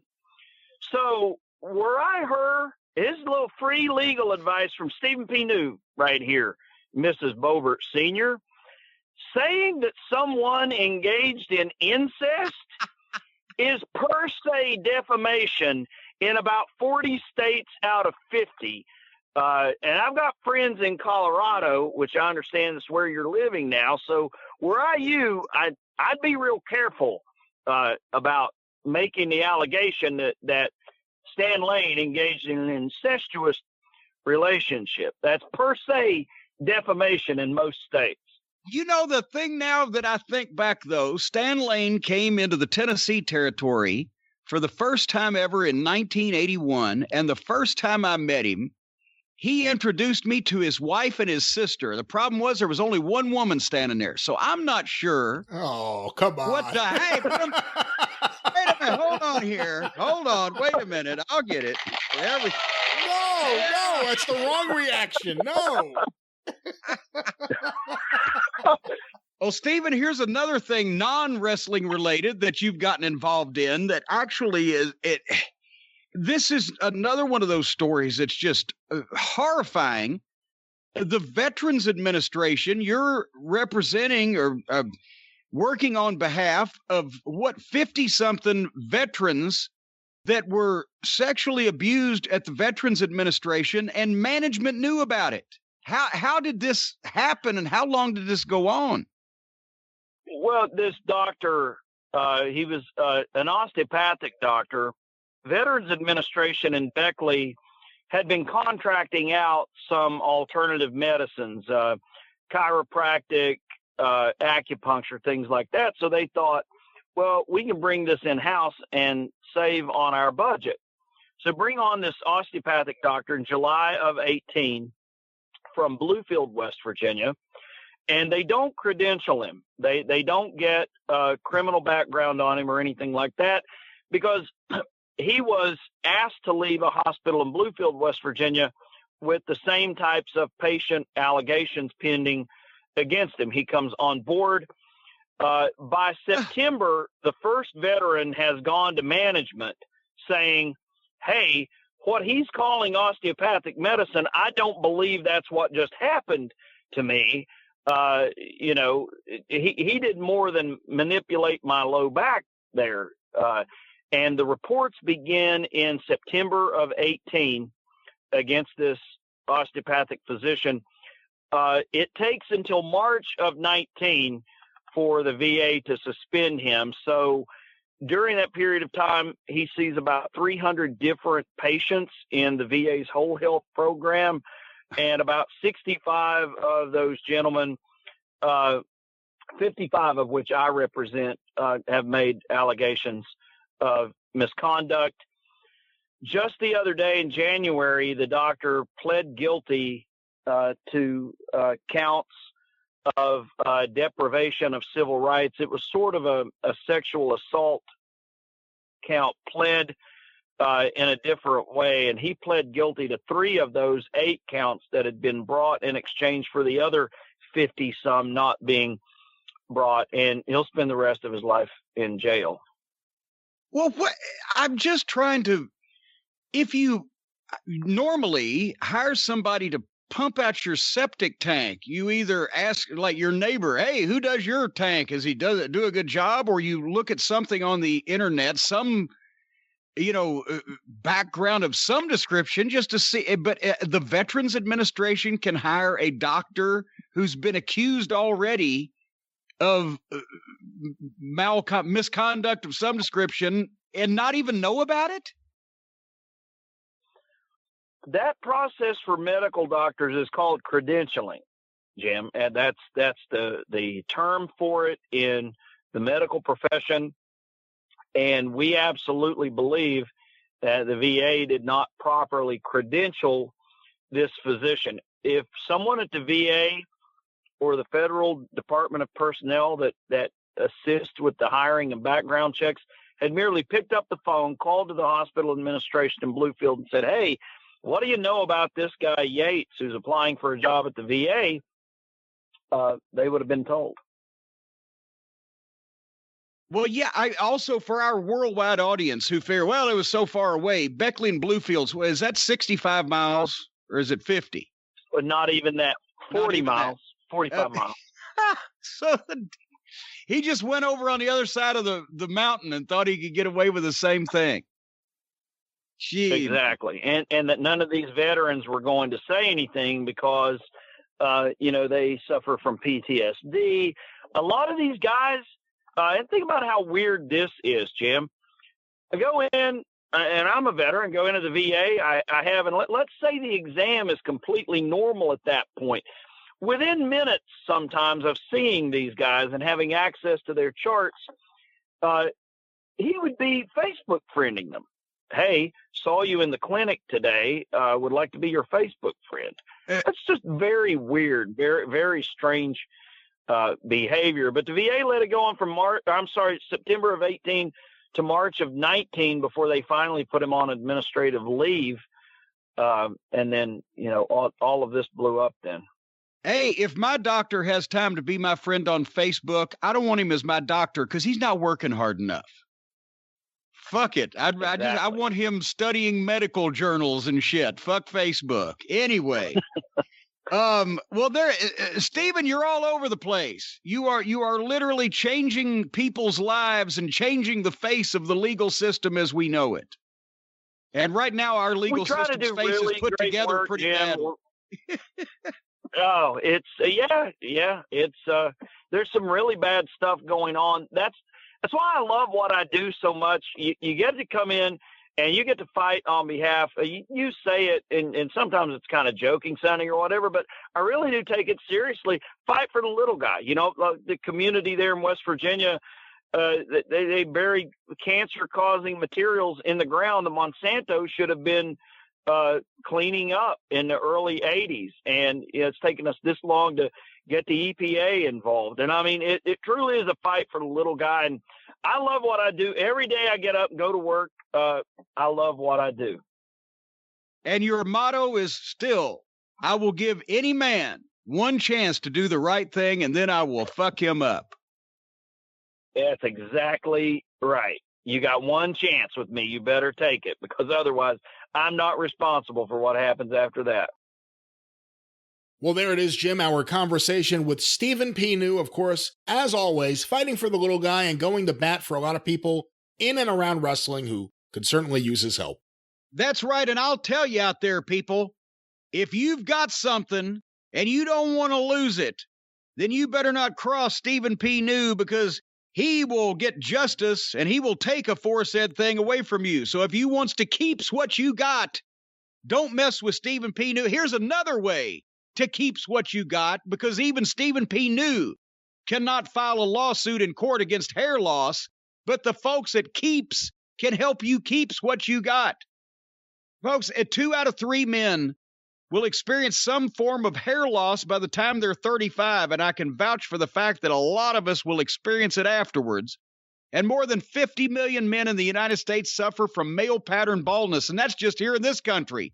Imagine how many people over in the Isle of Malta are as slick as a billiard ball. There's only 2 FDA-approved medications that can prevent hair loss, and Keeps offers both of them. Now, this, as I said, won't grow hair on a billiard ball. That's why they call it Keeps. If you have hair and are just starting to lose it, you can use Keeps and you'll keeps it. And the treatment start at just $10 a month because Keeps offers generic versions of those aforesaid FDA-approved medications. It won't grow hair on a billiard ball, but if you've still got some, it can help you keep more of it, folks. So, if you're ready to take action and prevent hair loss, go to keeps.com/JCE to receive your first month of treatment for free. Keeps, KEEPS.com/JCE to get your first month's free. Take action now. Keeps your hair. Brian, you would look horrible bald. Just rotten. I don't think I have to worry about that, but you may be right. I think you need to get on to Keeps. Keeps what you got. Keeps. I have an email. Would you like me to read it? Please do. I will read the email then, Brian, that you would like me to read. This is from Evan. And we never attack the situation with the parent company of AEW from the football side, because you and I, we're not just football experts, not big football fans of the old Jacksonville Jaguars, but this Evan describes himself as one of the few lifelong Jaguars fans across the world. And he says that he finds it funny that we rightfully rip the son of the billionaire for all of the nonsense that happens in AEW under his watch, yet to my knowledge, you have never addressed just how bad the Jacksonville Jaguars have been under his family's ownership. So apparently they've had this thing for 10 years, the Jacksonville Jaguars. They took over from the equally incompetent Weaver family in 2011, according to Evan. But would you like to have some highlights of the Jaguars football history, Brian? I would, and just for the record, we've obviously talked about Tony Khan's AEW, which his father bought for him. We've talked about a little bit the soccer team or football team over in England. We've never really talked about the Jaguars. This email is correct. Apparently nobody else does either. I wouldn't say that. Well, you be the judge here. Since Shad Khan bought the team, the Jaguars have a cumulative record of 39 wins and 105 losses. Ooh. In football terminology, this record is what's known as really fucking bad. Only one season of more than 6 wins in a 16-game season. Only one playoff appearance. Do you know what their record was this past season, Brian? Jacksonville Jaguars? I don't. I didn't pay too much attention to the NFL other than the Super Bowl this past season. 1-15. Oof. Worst in the league, highlighted by winning the first game of the season, followed by a 15-game losing streak to end the year. That may be a record. In 2019, the NFL Players Association found that the Jaguars had been fining players who did not attend voluntary workouts and rehab sessions, which is against NFL rules. They also said that 25% of all grievances filed by NFL players from 2017 through 2019 were against the Jaguars. 25% of all grievances by the NFL players as a whole in 2 years were against the Jaguars, which prompted the NFL Players Association to warn free agent players about signing with the team, which was unprecedented. He says, your boy Tony, the senior vice president of football administration and technology, a.k.a. fake position created for Boss's son, got into a heated Twitter feud with then Jags player Yannick, I have no idea how to say this name, Ngakoue. Yannick was upset because Tony gave him his word he would be traded after a game against the Los Angeles Chargers, yet he wasn't, and Tony stopped answering his phone calls afterwards. He called Tony a spoiled clown on Twitter, which prompted good old Tony to respond in a very condescending manner that in many people's minds proved Yannick's point. The Jaguars fan base widely regarded as one of the smallest and least passionate in sports. In 2017, the Jags came out of nowhere after years of irrelevance to win their division and come within one game of the Super Bowl. After the season ended, we signed our quarterback to a lengthy extension and gave him a public vote of confidence, despite the fact that he had played eons above his head that season and had had a wildly inconsistent career up to that point. The very next season, he regressed back to his normal levels of bad play, and we finished 5-11. He was cut the next year. Only 4 members of the 2017 Jaguars team still play for the organization. In 2020, we signed a linebacker named Joe Schobert from the Cleveland Browns, the only other NFL team whose incompetence can rival our own. Lawler would be hot about that. He was on record stating he viewed the Jags as an opportunity to change the culture and was convinced to sign by the Jags' proposed vision of doing things the right way.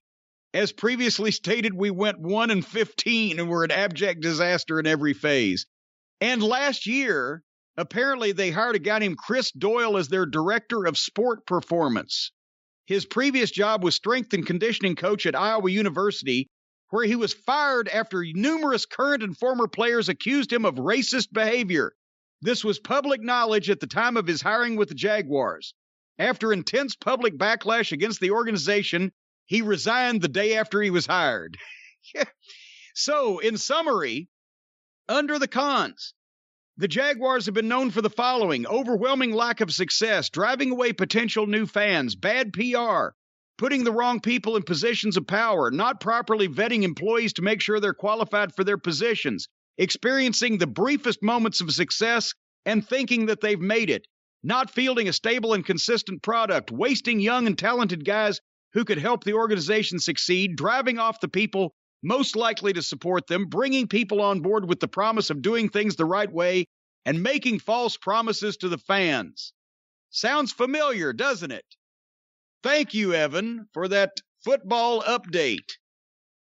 Apparently, it's not just wrestling. At least now we don't have to take it personally, Brian. No, I knew it was everything they touch. Outside of the core business where Shad Khan made his billions. If we're dealing with car bumpers, I'd probably turn to Shad Khan. Anything in athletics, I go somewhere else. Car bumpers? Isn't that how he made his money?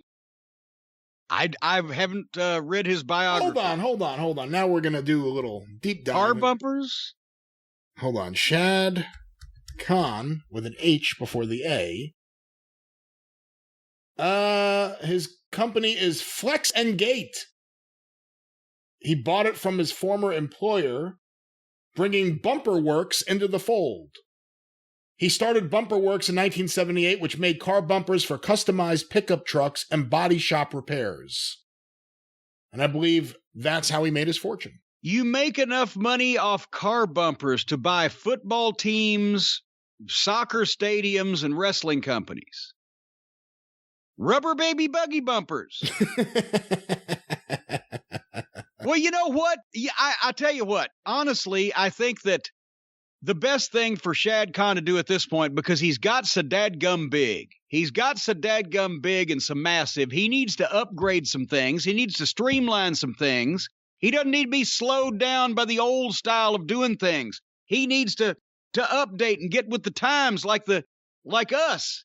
We're right on the cutting edge of technology, us and our friends over at NetSuite, Brian.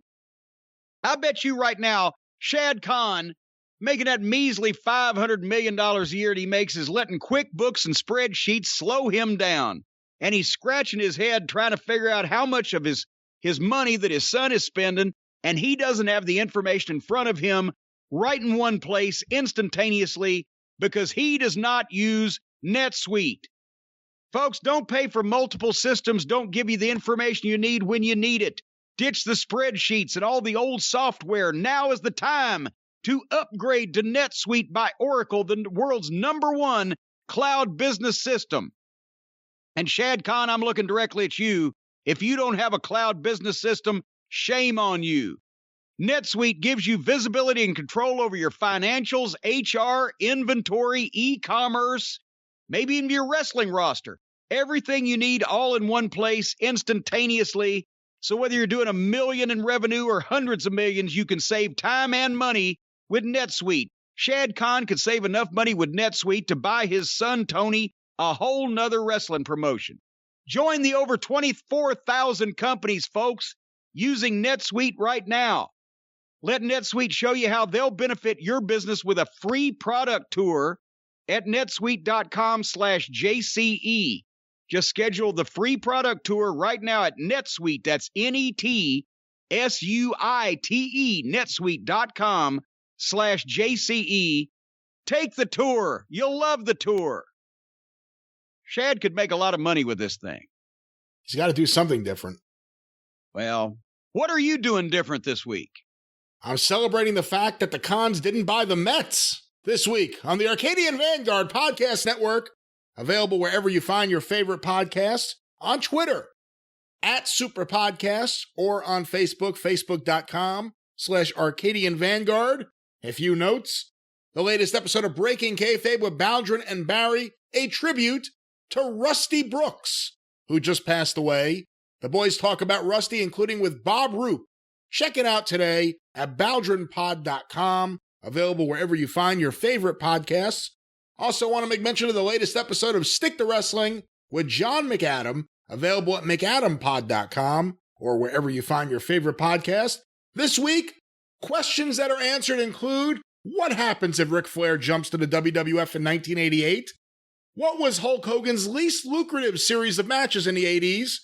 What would have happened if WCW hired Bill Watts in early 1989 instead of Jim Herd? And much, much more. Whatever happened to Randolph Scott?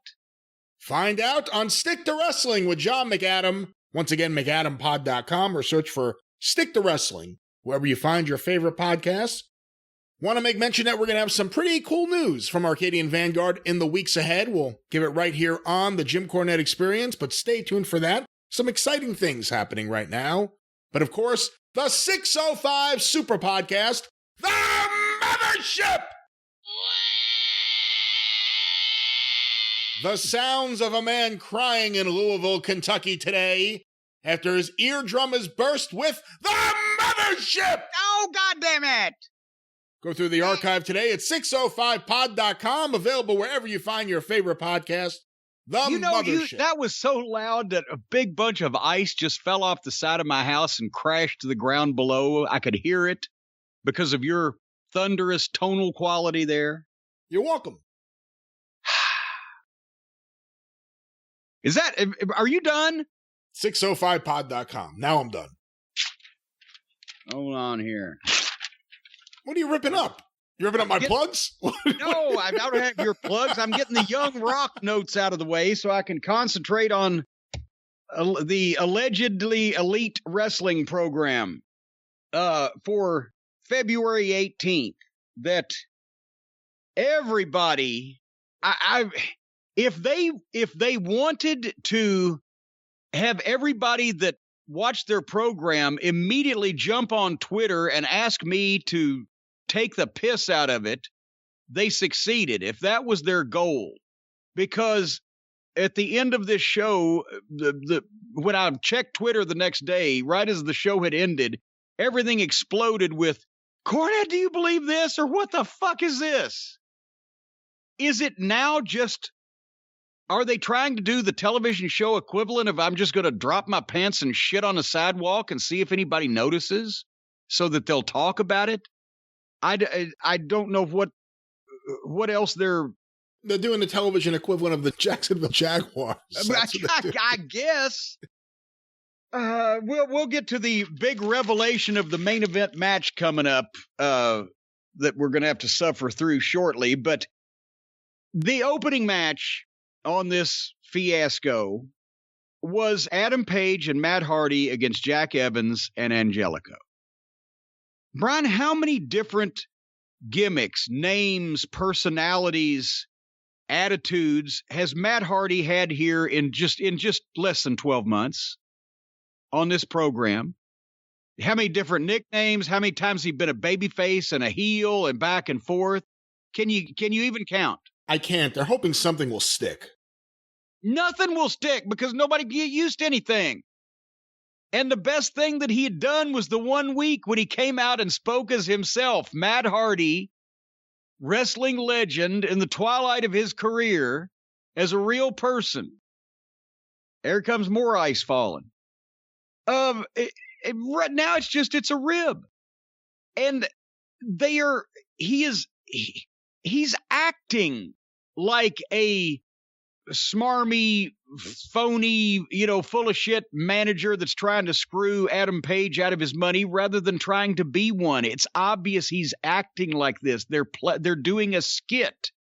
They're not attempting in any way, and maybe they're the smart ones, because it doesn't make any sense. And the way that they've done it, with Matt last week whispering to the camera, I've got you here because he won't remember this, while fucking Page is switching the shit and everybody knows what's going on. And if Hardy had either watched the television show he was on last week or read the papers that he was handed back, before he sent them to his lawyer, my God, it's like children are doing this and there's no reason for it.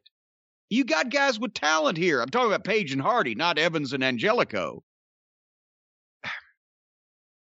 So as soon as Page and Hardy make their separate entrances into the ring, Evans and Angelico appeared in the ring. They jumpstart the thing with a bell ringing on top of the replay that they were doing in the box from last week. So the box replay with their story got stepped on by the bell and the action with no introductions. This fucking show is a goddamn runaway train wreck from a technical and formatting standpoint. And this didn't do anybody any favors, because I don't know what you thought, but Page and Hardy were trying to have a wrestling match, especially Matt.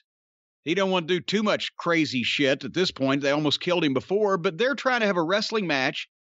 And it's hard to work with Evans and Angelico unless you're the fucking Young Twinks or some team that just does the cheerleading and the gymnastics.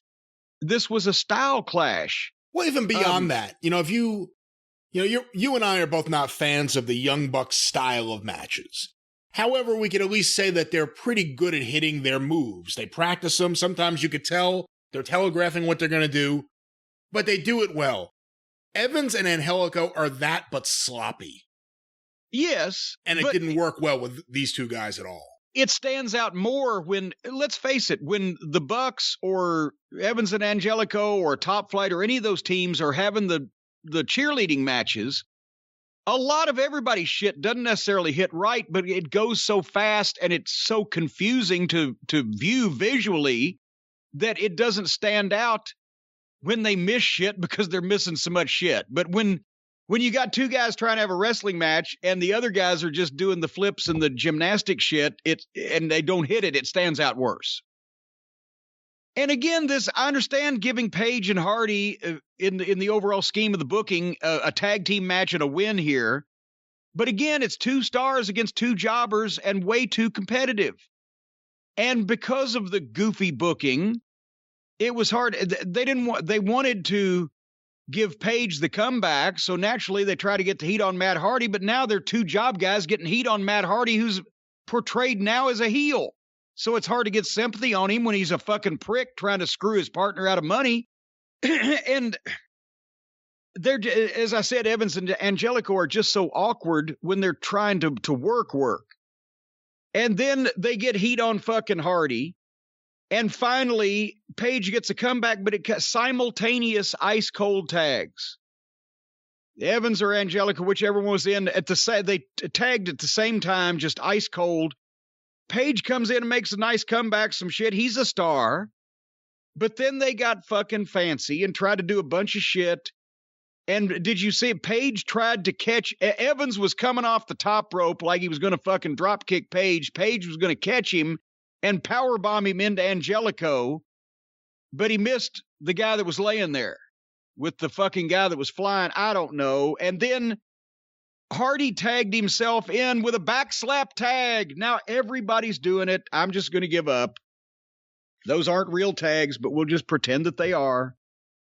And then, I swear to God, Evans and Angelico proceeded to screw up and or miss 3 or 4 straight moves on Matt Hardy and got a 2 count. And it kept going on after Page's comeback should have been boom, boom, boom, boom, boom, do my moves. Hardy tags himself in, steals the fucking thing or whatever, right? But God damn it. And finally, at one point, they stopped the baby faces again. Angelico grabbed Evans's foot. Evans fed it behind him like this was a cheerleading move. He fed his foot behind him to Angelico. Angelico flipped him a front flip, but he went completely over Hardy and landed on his feet on the other side of him, where Page came in and stopped a second to wait for him to stand up and then clotheslined both of them. And then Hardy got the win with a twist of fate on Angelico, where they replayed it from two different angles, and it clearly showed that fucking Angelico's head was a foot off the fucking mat. He took a great bump. He just didn't hit anything. He was standing straight up, but his head was a foot off the fucking canvas. Did you see that? Oh, yeah, I saw it. So, and then they ended up the same thing that they could, and Hardy fucking wins. Why couldn't Page have just made the fucking comeback? They take some bumps. Hardy tag himself in, hit that fucking move. They had to stop down, screw up a bunch of shit, stop the momentum, make the stars look less, make the job guys look tougher. And then Hardy did the fucking promo that we knew was coming about his 30% of Adam Page that he got in the contract. And he was doing, the delivery here was tongue in cheek. Like we're not trying to make people believe this because it's so preposterous. We're just having fun with it. And then Page, of course, reveals that he switched the paperwork. Did we not call this? Did everybody called it, right? You could see it coming. I think all the fans knew. Yeah, how come Matt just didn't watch the show or a clip on YouTube or read The Observer? Or how come he's the only one who didn't know Page switched the paperwork? He didn't read the paperwork. He said, as he clearly said in his promo, I just sent it straight to the lawyer. Oh, for fuck's sake. Because somebody thought of that loophole, so that made it totally believable. So Page switched the fucking paperwork. Here comes a fucking guy in a mascot outfit. I said, was that the Jaguars mascot? I believe so, yes. So the Jacksonville Jaguars mascot comes out with balloons and the contract that showed Matt Hardy that he signed for a match with Adam Page, where if Page wins, he gets all of Matt's money for the first quarter of 2021. And Matt's, of course, shocked and dismayed at the thing that everybody knew was going to happen that we called last week that the fans were talking about. So they made Matt look like a complete fucking buffoon. Then they agreed to put both quarter one earnings on the line in their match.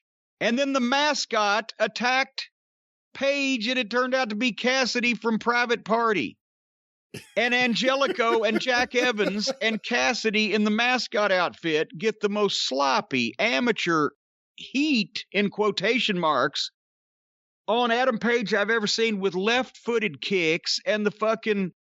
They're using the mascot head, the stuffed animal mascot head to hit him with. And then here comes the entire Dork Order, 12 of them, and they have a big amateur fight. Like all of a sudden, if you told a dozen fans you can play in the ring at intermission, this is what it would have looked like.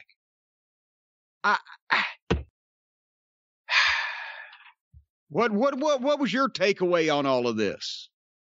Well, the match was sloppy. It was a mess. Jack Evans, I mean, I'm sure he's not, but he looks homeless.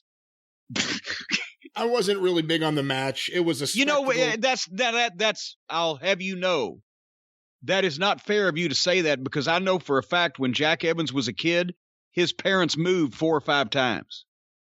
But he found them every time. Oh, go ahead. Very funny. But match was sloppy. The post-match was ridiculous. It was just ridiculous. I don't know if anyone's caring about this big money Matt Hardy gimmick, his latest incarnation. But the idea, Isaiah Cassidy is the mascot, but the mascot's coming out with the contract that Page, obviously. That Adam Page supposedly went to backstage. What? Did he just go to a guy in a mascot outfit? Hey, listen, Mr. Wildcat Willie, I'm going to give you this. I want you to come out in a little bit.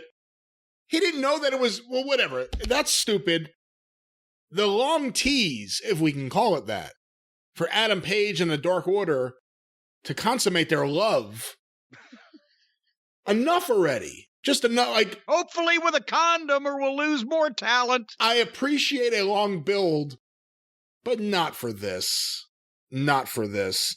Adam Page has as much star ability and personality as anyone there, and they constantly misuse him or bury him in things that no one cares about. I've said it before that I believe the long-term plan is probably to have him beat Omega down the road, get his win back, beat his former partner, elevate him. Don't you think they ought to start trying to make it look like that should happen? That's my point. That's my point. He has just been bungled the last few months because AEW's booking, well, let's just say, because Tony Khan doesn't know how to book wrestling despite the fact that he thinks he does. Not good, not a good opener. The Matt Hardy, Adam Page program, if someone cares about it, I don't know why. Officer Bar Brady was in the back with the Inner Circle. Of course, Sammy is gone. He's resigned. But tonight on the television program, Santana and Ortiz are taking on the Young Twinks for the Tag Team Championship. But we've already established that MJF and Jericho get the tag team title match at the pay-per-view, right? So if Santana and Ortiz win the match tonight, which obviously everybody knows they're not going to, then they would theoretically have to be fighting Jericho and MJF and et cetera, and Sammy's just left, and now there's all kinds of drama. And they actually, in this interview, they all tried to be halfway serious here. If any of this shit had made sense up until now, this interview as a standalone thing was okay and not offensive, but it's just what the fuck's going on. Yeah, with like a bunch of guys there with their drunk uncle. I like now. Don't say that about Alex Marvez. No, Marvez isn't the problem here. No, the booking for the Inner Circle has been atrocious. Some may try and defend it. Usually it's those who have contributed ideas to the booking of the Inner Circle, but it has been atrocious for those who smelt it, dealt it, and those who booked it, defend it. That doesn't work. We'll work on that. It's been garbage, but I'll say this quickly here, and I'll talk a little bit more about it when we get to the match. I like Santana and Ortiz so much when they're serious. Yeah. They come across as real. They come across as a threat, as opposed to the early days of AEW when Ortiz was really hamming it up. And I started thinking about it. We really don't see them too much in terms of actual tag team matches. I mean, we could probably count on our hand the amount of Proud and Powerful or just Santana and Ortiz, whatever they're called. We had to watch the Best Friends week after week after week. We had to see all these high school cheerleader teams week after week. But FTR, hardly ever. Santana and Ortiz, hardly ever. The put-together tag teams are rated higher and focused more on than the actual legitimate tag teams that they have. That's just my opinion. No, I completely agree. I would like to see more FTR. I'd like to see more Santana and Ortiz. But we never really get to. Well, I'll tell you one thing. I was highly disappointed. And Brian, I've got bad news for everybody. The update came in. There were footage shown of the women's tournament, the Japan bracket, and Maki Ito, the god of love and piss, tapped out in the first round. We don't get to see any love or any piss from this point on. Now, let me ask you, because obviously she's someone who likes to have her fun on Twitter, and she got some attention from you as well as a lot of AEW fans. Do you think it's a mistake having her eliminated from the tournament? She's the one person people started getting a little interested in. But it's like interested in the goddamn fucking clown on the corner fucking with his pants down around his ankles, shitting on himself with a fucking bucket on his head. Yeah, that'll get your attention. But do you really want that as a representative of your fucking supposed high-class wrestling promotion on national cable television? The footage here looked like a bunch of fucking girls dressed up like genies and schoolgirls working out in a fucking garage. And it was a rib on Tony Schiavone that he just had to say all those names. I think that's the only reason they showed this footage. I know there's no fans anywhere, whether it be here or Japan or whatever, but they were in a fucking garage. And it's a bunch of interchangeable Japanese women that we know nothing about that are recruited because of the weird fetishes they have over there to become allegedly pro wrestlers. This is not the goddamn All Japan women's training system of the fucking 90s. It's a bunch of basically outlaw talent mixed with fucking failed pop idol girls that weigh 100 pounds, dressed, as I mentioned, like Barbara Eden and I Dream of Jeannie, and doing wrestling moves and cheerleading flips. Fucking seriously? And they've got enough money, apparently, to fucking have Aja Kong drop an elbow on somebody. Otherwise, I was unimpressed by the field of competitors. What about you? I didn't really care enough to pay attention during this preview or review of the Japanese review bracket of this tournament. Well, then let's move on to the ladies' match. And I watched this, and I told you I was going to watch it, and you told me to keep an open mind and don't watch it because it's Riho, but just watch it as a match. Serena Deeb and Riho. And I did. And I have a page and a half of notes. Would you like to hear some? I'm rather curious. Yes, I would. I thought this was the best wrestling match on the program. Even better than FTR's, and I'll explain why shortly. And I think it completely demeaned and devalued the business and their marketable talent like Serena Deeb because of the Van Gogh principle. Just because you can cut your own ear off doesn't make you Van Gogh. Yes, this was the best Riho match that they've ever presented because she was in there with a girl that for the past 15 years has had some of the most high-level training and experience in the business.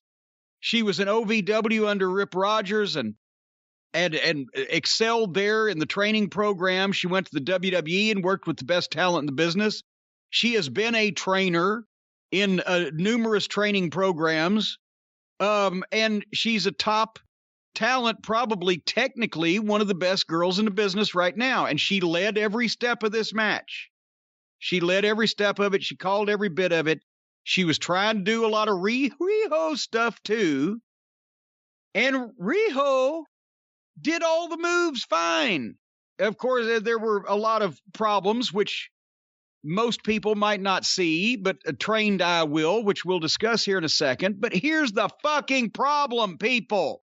And I'm even including you in that, people, Brian. If you disagree with me, I'll hunt you down and squeeze your britches full, slap you naked and hide your clothes is what I'll do. I'm right here. Well, I'm right here. You don't have to hunt me down. I'm right here. I'm right here. What time's your brother get off? It demeans the business and devalues the marketable talent when a 98-pound pale girl in fucking frilly ballet skirts and lace doilies on her wrists is doing pro wrestling moves as well as everyone else. Hand a homeless bum under an overpass a guitar and he breaks out with the Eddie Van Halen solo from Beat It. It makes rock and roll look easy. Part of the problem that I have that people don't seem to understand is that, yes, Riho did some wonderful fucking wrestling moves, and it's visually ridiculous, and it devalues what the real marketable talent does. Just because you can do the moves doesn't mean you should be doing the moves. I can fuck, but I'm not going to be playing John Holmes in the remake of his life. Visually, it would be ridiculous, wouldn't it, Brian? Oh, yeah, yeah. Yeah, well, I'm glad you could agree with that. From what I hear. Same thing goes here. It's ridiculous. Serena led this thing, and she got a match out of this girl, even though the girl, you could tell at some points on her face, was clueless. Right off the top, they went for the test of strength, the finger lock, and Serena's got both her hands up, and Riho comes up and ties up with one hand, and you can tell Serena said either both hands or other hand, and Riho put both of her hands up and grabbed Serena's one fucking hand, like she was going to lose the test of strength to Serena with one hand. And Serena said, get over here, and then she grabs the other one. She went leading her that kind of fucking level. Serena grabs a headlock at one point, calls a spot, and Riho shoots her off and stumbled and botched the shoot off. For fuck's sake, Serena had to just run all the way across the ring on her own and come back for whatever. It was a clash of styles because Riho is used to performing moves with other Joshi cheerleaders and has never been trained for, doesn't have the conception of, or doesn't execute any body language in the transitions that makes it feel like a contest. She just goes by rote to the next move with the same basic expression. She rivaled Johnny Sameface in terms of one expression, kind of troubled small child lost in the woods through the whole fucking match. They went through a break. Did you hear Jim Ross mention the winner makes more than the loser? He must have listened to the drive-thru last week.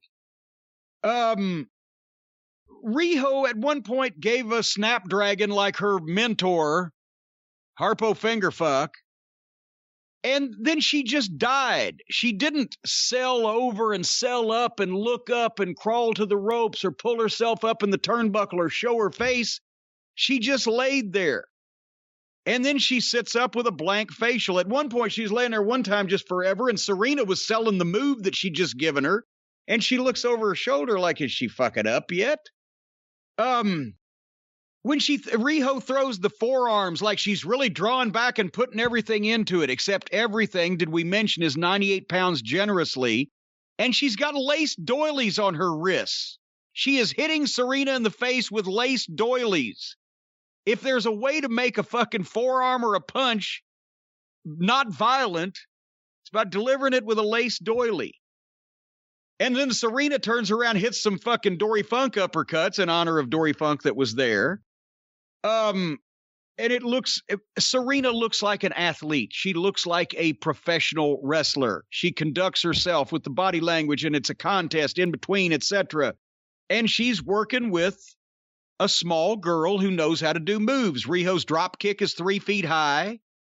And it started wearing out its welcome at the end because, yes, I know Serena's trying to have the best match she can and let Riho do all of her shit, but fuck, there were several big false finishes. It's just not believable. This little girl going through all this. And finally, Riho, of course, I knew what the fucking finish was going to be. Riho wins a series of reversals and gets the 1, 2, 3. This was the best Riho match ever, which is faint praise. It was an incredible training match, more or less, on television by Serena Deeb. What she would do in training programs is take a novice girl and lead her through a 15 or 20 minute match. It was the best wrestling match on this show because it made the most sense. But I'm sorry, Riho is just ridiculous. So that's what, I don't know where you were going with wanting me to watch this, but yes, she did all the moves right, but I still do not see a wrestler. I see a cheerleader doing wrestling moves. I agree with you. What? And I wanted you to watch the match because I thought, first of all, Serena Deeb may lay claim to being the best wrestler in the business in terms of the women. Rhea Ripley's up there, but Serena Deeb has been so impressive. Rhea Ripley is a more marketable personality right now because of her look and her youth. Serena is technically much more proficient and has tons more experience. I thought this was the best Rio match I had ever seen. I thought that there were moments in a match where, like with the Snapdragon, it didn't look good because she's a little girl and she shouldn't be doing it. So I'm watching this match and I liked it. And I kept going back to the thought, this is ridiculous. Look at how small she is. Look at her waist. Look at how small she is. And it made me wonder. You know, there are a lot of great All Japan matches despite Dan Spivey being on the apron. And, you know, take a match we've really liked. Cody versus Dustin. Let's just use that as an example because I'm trying to think of a really high-profile singles match in AEW. Okay. That Cody was versus probably Dustin. the best old-style pro wrestling match they've done was Cody versus Dustin. Great match. I mean, you raved about it. If you took Cody out of the match and put Brody Lee Jr., -1 because he's been on this show, and they had the exact same match, it doesn't mean it would be as good as the Cody versus Dustin match because that's two adults. Eventually you'd go, this is ridiculous. It's a child in there having a competitive match against this veteran. And I had a very similar thought to this with this match with Riho. I knew Riho was going to win because she's Kenny Omega's golden girl, but Serena Divas looked really, really good. They think Riho is marketable. But she is so small. For the Japanese vending machine crowd, I'm sure she is. Hey, she was one of the first action figures they made. She's so small, and it the becomes thing is, ridiculous. it was actually legitimate size to scale. She's so tiny that it's unreasonable to see her have a long competitive match. The match was good. The actual match, what the match was good. If you took Riho out of the picture and put Thunder Rosa in there, it would have been a great match. And it was a great match. But the fact that it's Riho, it just, okay, you've had me for the past day because I thought that you were going to expect me to come up with a newfound respect for Riho based on this match being good. No, I told you, watch the match and think of it like it's not Riho in the match. It's a good match. The layout's good. It's a good match. But whenever you forget that it's Riho, and then you realize it's Riho, you realize it's ridiculous. It's Riho! Despite the fact that it's a great match, it's this. If Savage versus Steamboat was Savage versus a blow-up doll, it's still the same match, but you may not see it the same way. It's ridiculous. So that was my whole point. Really good match, but ridiculous. Ridiculous. And as soon as she came out, I knew Justin Roberts wouldn't, but a part of me thought he's going to go, Riho! But he didn't, and I heard that in my head throughout the match. Well, he should have. Did you see the training video? What the You know that I did. You know that I did. Maybe they don't have access to Shaquille O'Neal 24 hours a day, 7 days a week. I can understand that. He's a star. He's got place to go, people to see, things to do. He doesn't have time to be shooting all kinds of videos for AEW. But they've got to have Jane pretty much anytime they want Jane Cargill. And if they're going to have the two of them in the same place, what did I see? Didn't they pitch to it as they're working out, they're training? Jane Cargill walked, Shaq looked at her walking, and then they shot some basketball. But they were just shooting. Weren't even dribbling and fucking running much. They were just shooting. It was on a basketball court. I think you need to explain that to people. Well, yeah, it was on a basketball court. And it wasn't even like hard physical basketball. It was like Jane did a couple of layups. Shaq shot a couple of shots. Jane walked some more. Shaq watched her do it and made a face. And they played some music behind that.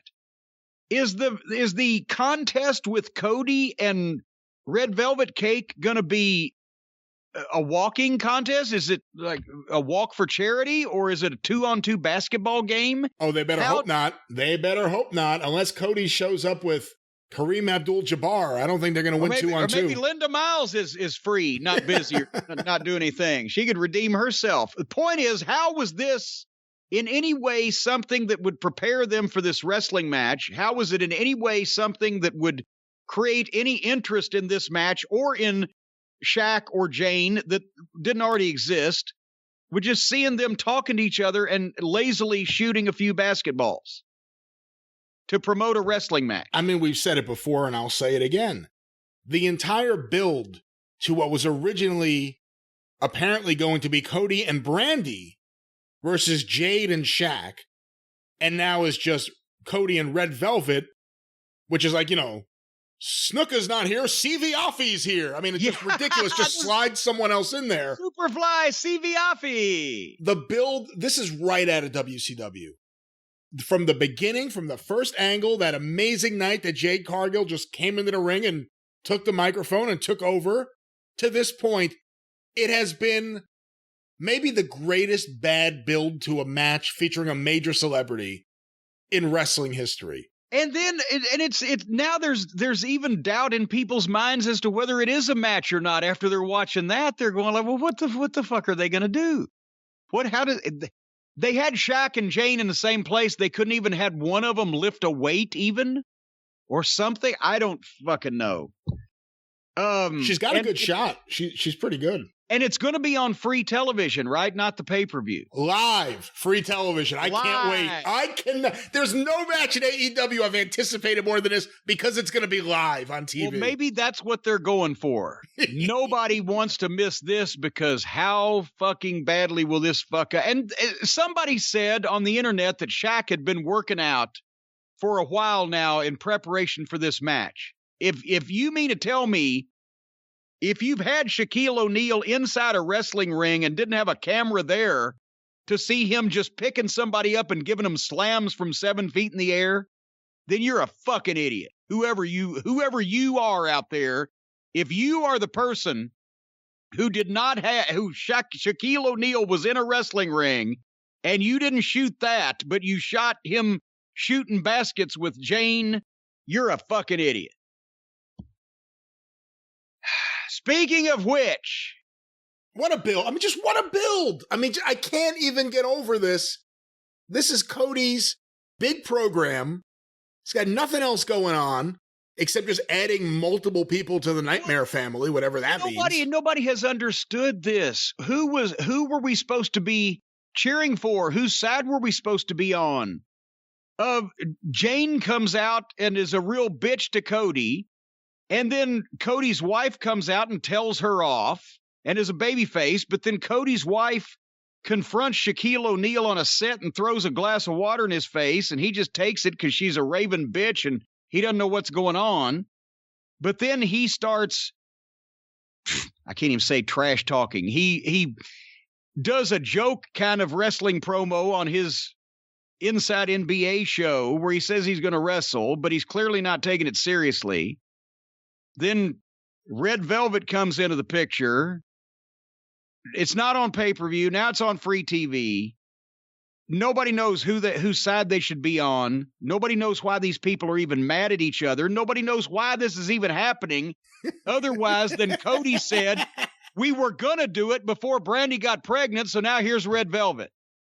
The other idea I like, too, is remember the big reveal where Red Velvet came through the door was on the Britt Baker waiting room segment, which we've not seen since on AEW Dynamite. And thank goodness for that.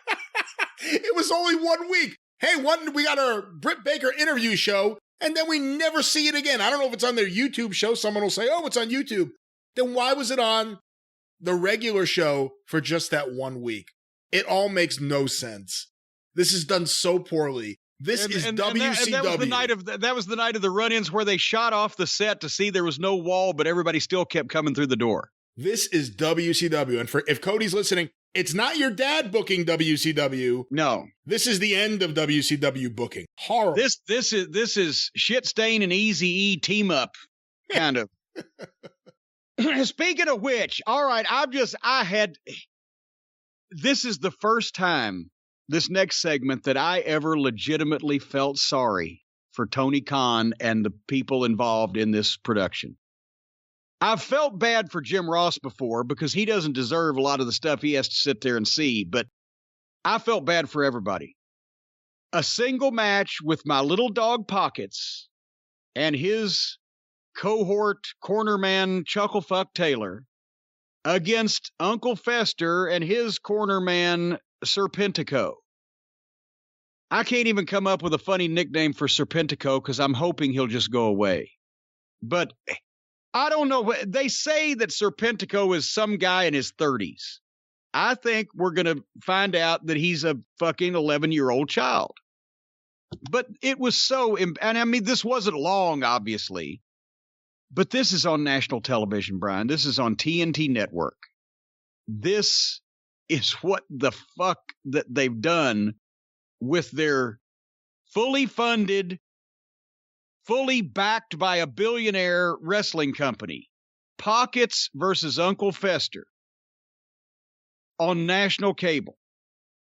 And Serpentico jumped Chucklefuck and beat him up before the bell, and then Fester jumped Pockets, and they started doing some shit. There was not one person in this match that doesn't look like he won a contest to be there. It's a Make-A-Wish match on national TV.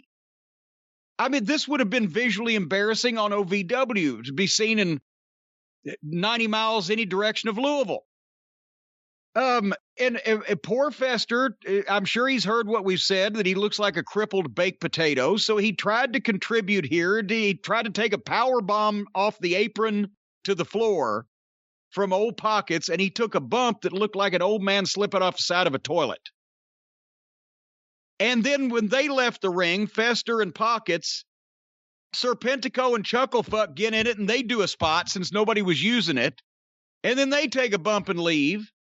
And then Pockets and Fester gets in, and Pockets comes with his Superman punch delivered by one of those arms that looks like a fucking riding crop. And Pockets pinned the potato, 1, 2, 3.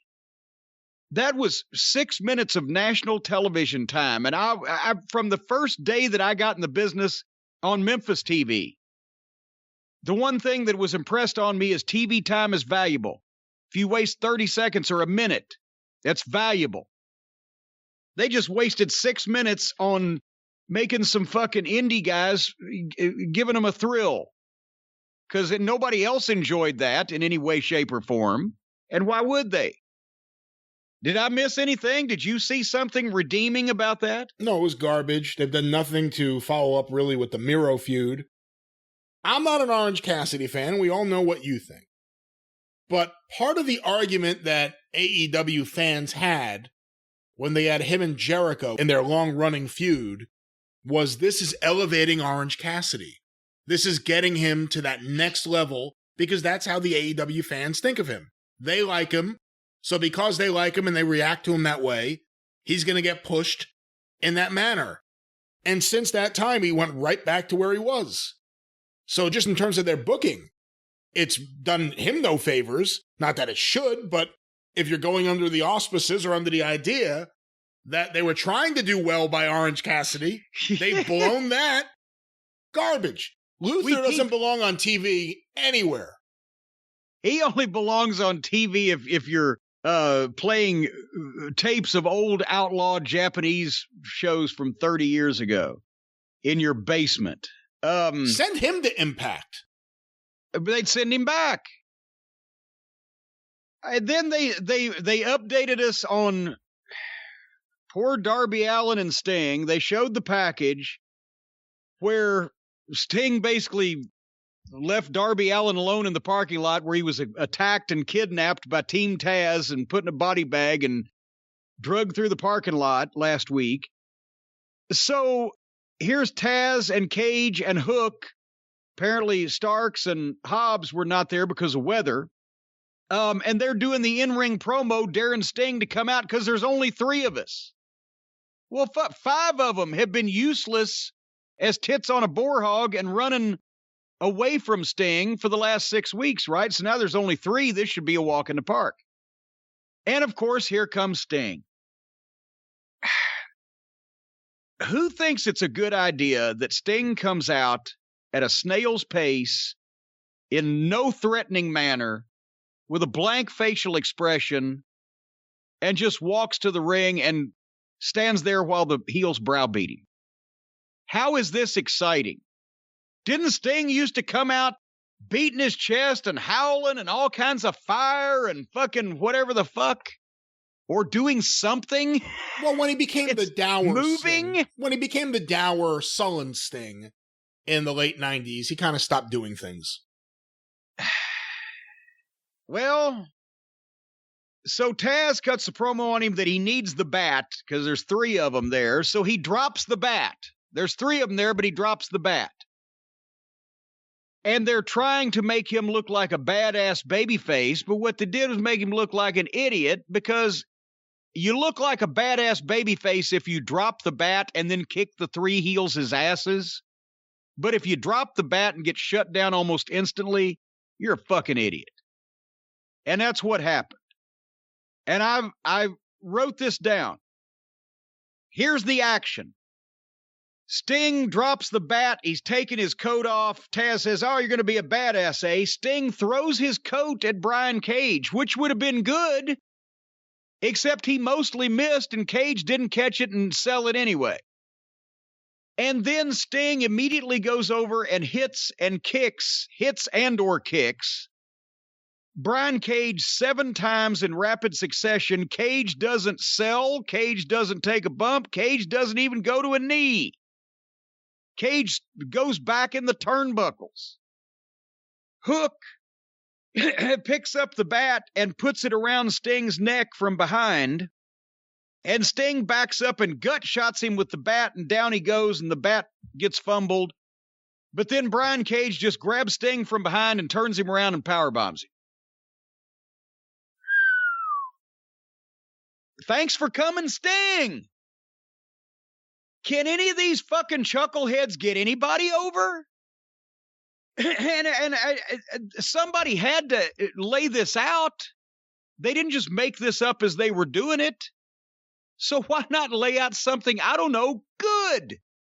Yeah, and by the way, I cringed. I was under the impression they were doing a cinematic match because Sting can't take bumps anymore. He's had spinal stenosis, neck problems. And then he comes out there on TV and just takes a power bomb from Brian Cage. Did you see the meme going around of when they had that shot from the top of Sting just laying on the mat? Overhead, yeah, and his eyes were crossed. Yeah, they said the moment he realized it's not 1989 anymore.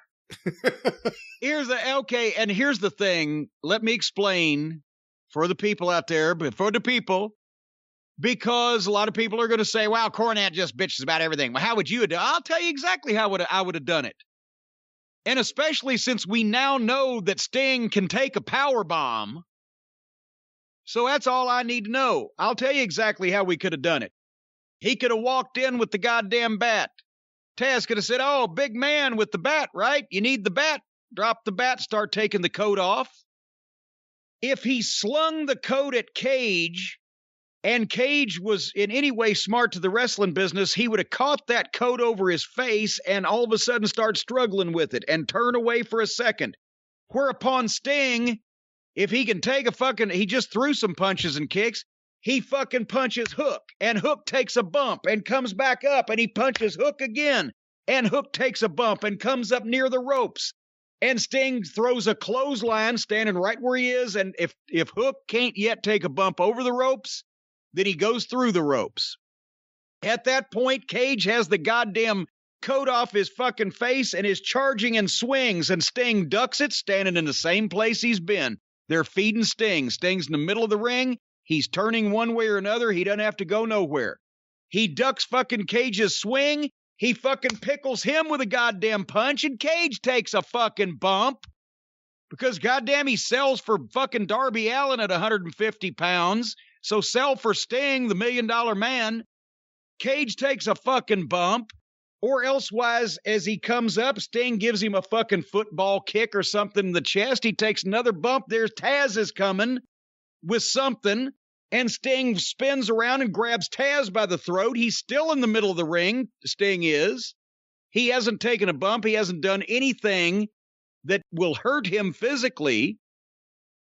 And as he's got Taz up by the fucking neck, promoing him, you dirty motherfucker, that's when Hook comes over and snatches a fucking leg, and he looks down, and as he goes to hit Hook, Cage hits him in the top of the head and powerbombs him right there.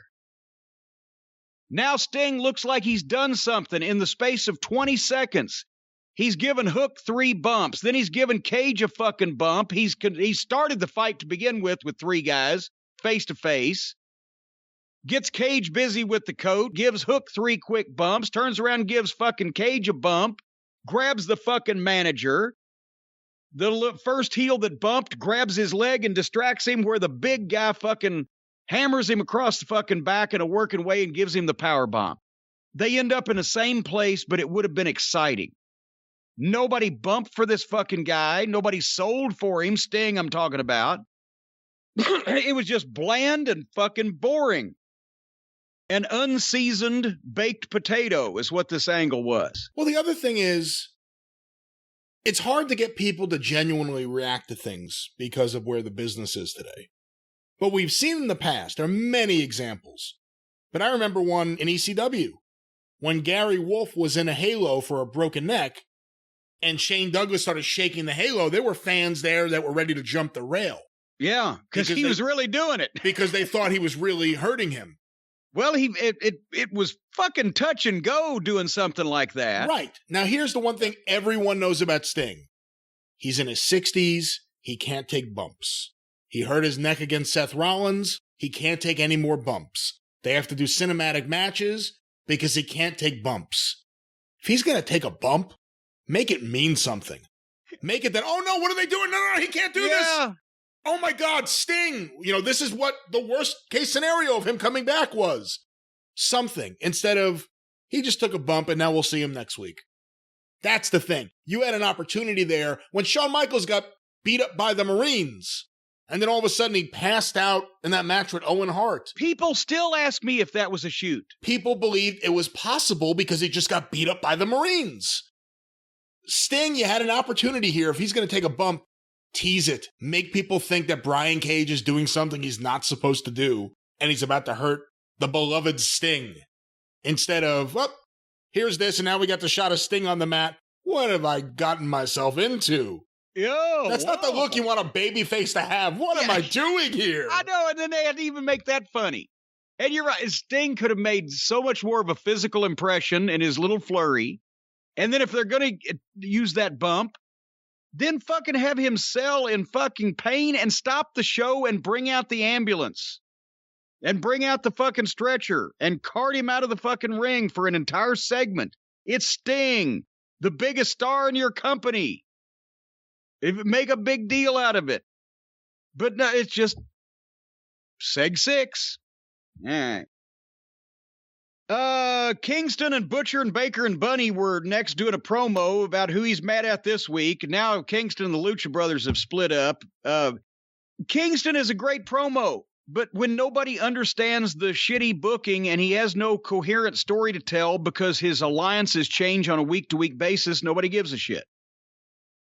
And then they went to they actually have to take camera people and audio people to go do these location shoots they come up with to make the show look like a goddamn Saturday Night Live sketch. They spend money on this. People devote their time that they could be putting into making the live program in the arena better. And instead, they're running people around because there's Twinkle Toes McFingerbang and Don Callis in a classroom of 6-year-old kids reading the young Twinks' book. Allegedly, that's why he was there, to the kids. What purpose is this serving? It's nonsense. Don Callis is there prattling on about we're getting the 4 to 9-year-old demo.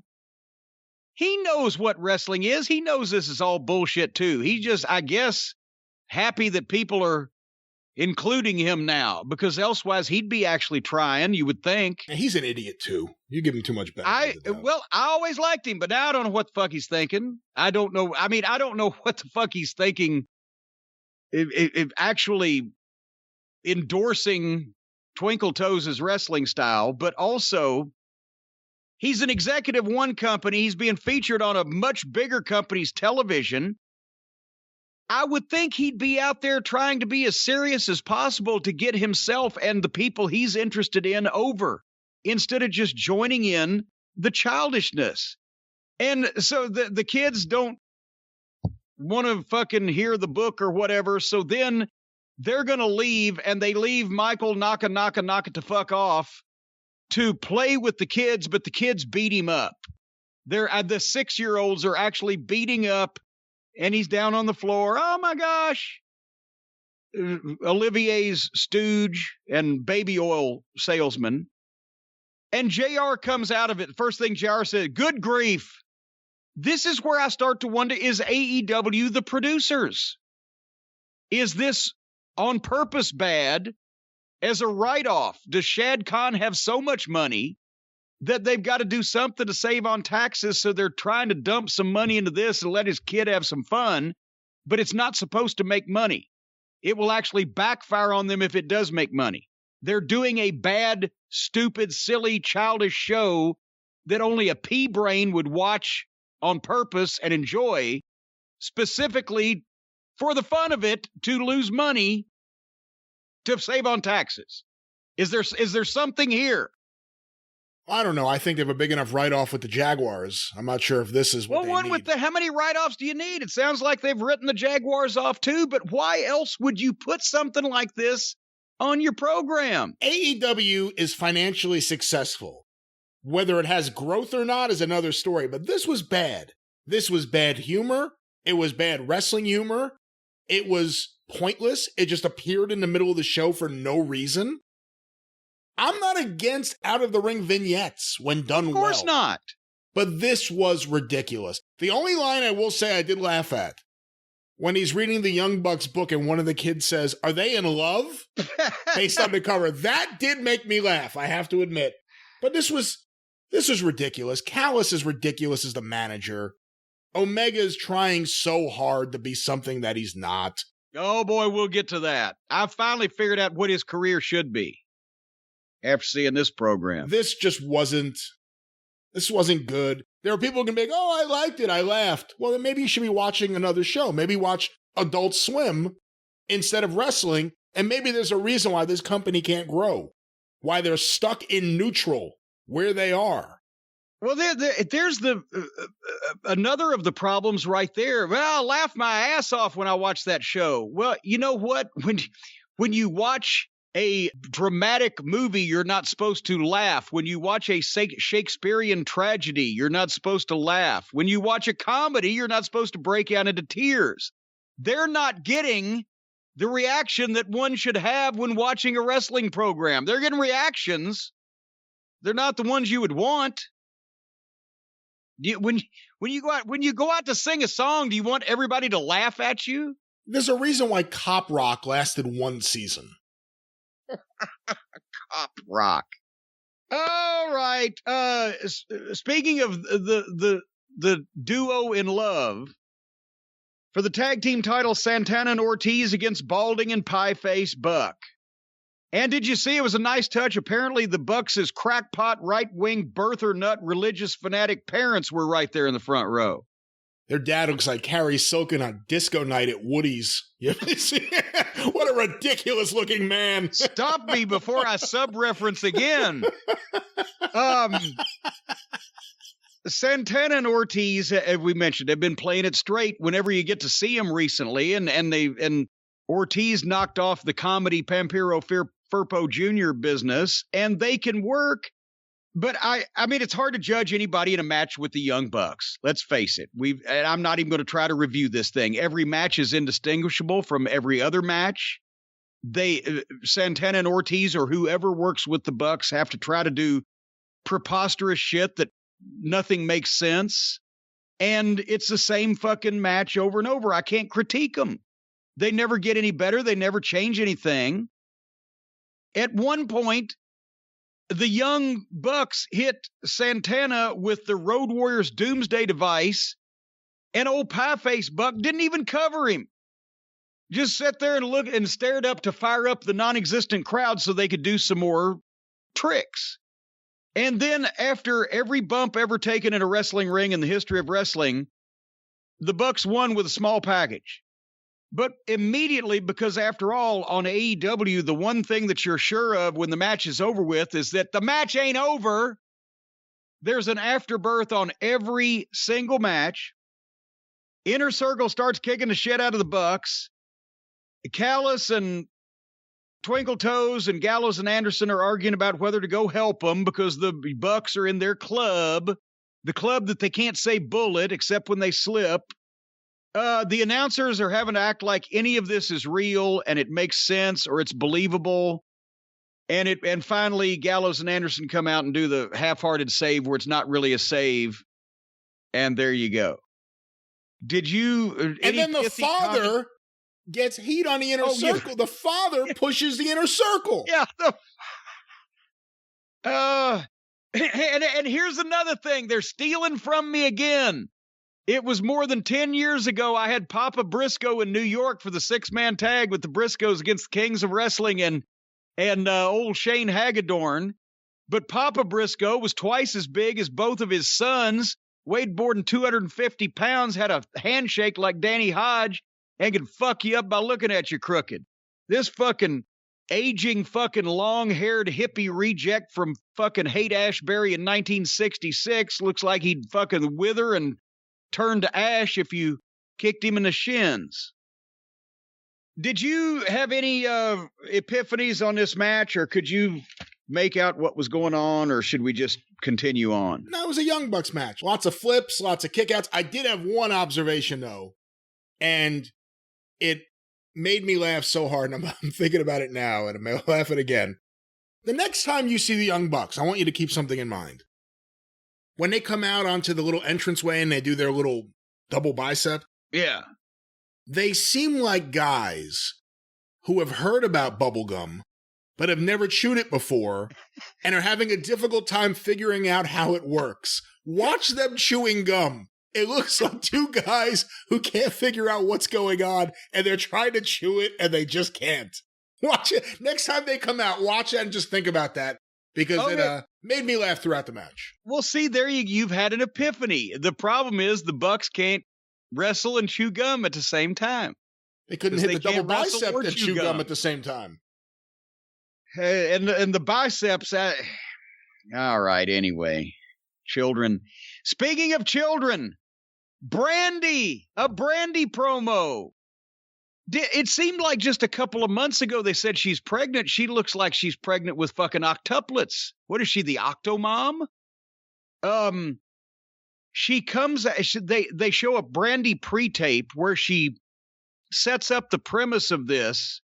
Cody doesn't know what gender their baby is, and so she's going to tell him right now in front of everybody. Then they have an entrance where they come out on the stage, and suddenly on the screen it says, "It's a girl," and they hug and leave. Well, she leaves. Well, they leave the stage because now the match is coming up and Cody goes to color. But the point is, that was it. On TV, here, another 3 minutes of national TV time. Why do I give a flying fuck what gender their baby is, and why would anyone else watching a wrestling program?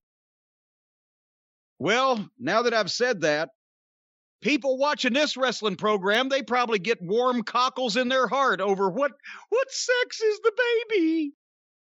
I don't think anyone was wondering at this point. The thing is, whenever you think that AEW is too focused on Chris Jericho's ego or the Bucks and Omega's ego, never ever forget about Cody and Brandy. Because remember, they did a video package purportedly in their home where they had a cameraman and a crew, like you said before there, to announce she was pregnant. Why? Why? Was there a burning desire of Brandy fans to know what's going on? No. Could they have just said, well, Cody got great news, his wife's pregnant? Yes, that would have been fine. They literally did a little skit where someone dropped off a little package at the door that announced, we're expecting a baby. Then they do this, a gender reveal in the middle of the show. I remind you, even AEW fans hate Brandy. Cody, who's been going nowhere for months and is stuck in the worst built-up feud in AEW, he goes out there, does that, and then just walks over to the commentary table. This is so stupid. This is done to fluff their egos, and there is no one who cares about this. Okay, and here's another. We've earlier in the program we mentioned another pregnancy, and I'm sure all the women, as I said, and all the feminine men are just pissed off at me. I'm not saying they shouldn't have a baby. That's fine. I love that they want to have a baby. Why should I give a shit about what? Do you know, Brian? Have you ever known a grown adult man that would give a shit about the gender of the baby that one of his favorite movie stars or sports stars or whatever was going to have? Not really, but then again, you're forgetting that Brandy thinks she's like the Eva Perón of AEW. And she's not. Are they gonna film her giving birth? Are they gonna have a camera good Lord. in the room while she gives the birth to baby Rhodes? Maybe they could just show that scene from It's Alive. And the doctor's running, screaming, and fucking... Every week, are we going to have her in Lama's class? Are we going to have... I mean, what is the point of this? Other than it makes Brandy and Cody feel good about themselves. This does nothing for the audience. But the thing is, there's still an owner of this company. And you mean to tell me that somebody came to Tony Khan and said, hey, we want to spend 3 minutes of your national television show to tell the people what sex our child is going to be. And he's, that's a great idea. Well, they want to illustrate that they are all-inclusive, other than, the MAGA stuff and the white supremacists and the people going to marches. Other than that, they're all-inclusive. Yeah. And by the way, 5 whole days since the last time that federal agents questioned any member of the AEW roster's family and counting. That we know of. But anyway... So Cody goes over to sit on Color where he lamely tries to promote whatever the fuck basketball contest that he's having with Shaq and Jane and etc. But FTR against the Sydal brothers. And Matt Sydal is a veteran. Mike Sydal worked for us quite a bit in Ring of Honor. He's a great kid. He worked his ass off. This was just a style clash, and it didn't benefit FTR at all. Matt Sydal primarily works cruiserweight style, Japanese match. There's no babyface, there's no heel. There's a lot of fucking moves and a lot of fucking flips, and it's worked for him. And his brother tries to do a lot of the same thing, and it hadn't worked especially well for him. Like I said, but he's a good young man. But this was another example of FTR trying to do the other team shit instead of saying, okay, instead of the booker or the agent or both saying, okay, FTR badly needs rehabilitated from our horrible presentation of them. 7 minutes, bell to bell, fucking FTR over with their finish. And then they could have had a good quality match, but instead... The Sydal, especially Matt's good at what he does, but it didn't lend anything for FTR, and that's who the fucking focus was supposed to be on. As soon as FTR lock up, either one of them, you can see that you've gone from kids running a lemonade stand to a 4-star restaurant. They just move better, they look better, they're more convincing, they're fucking athletes, they're wrestlers.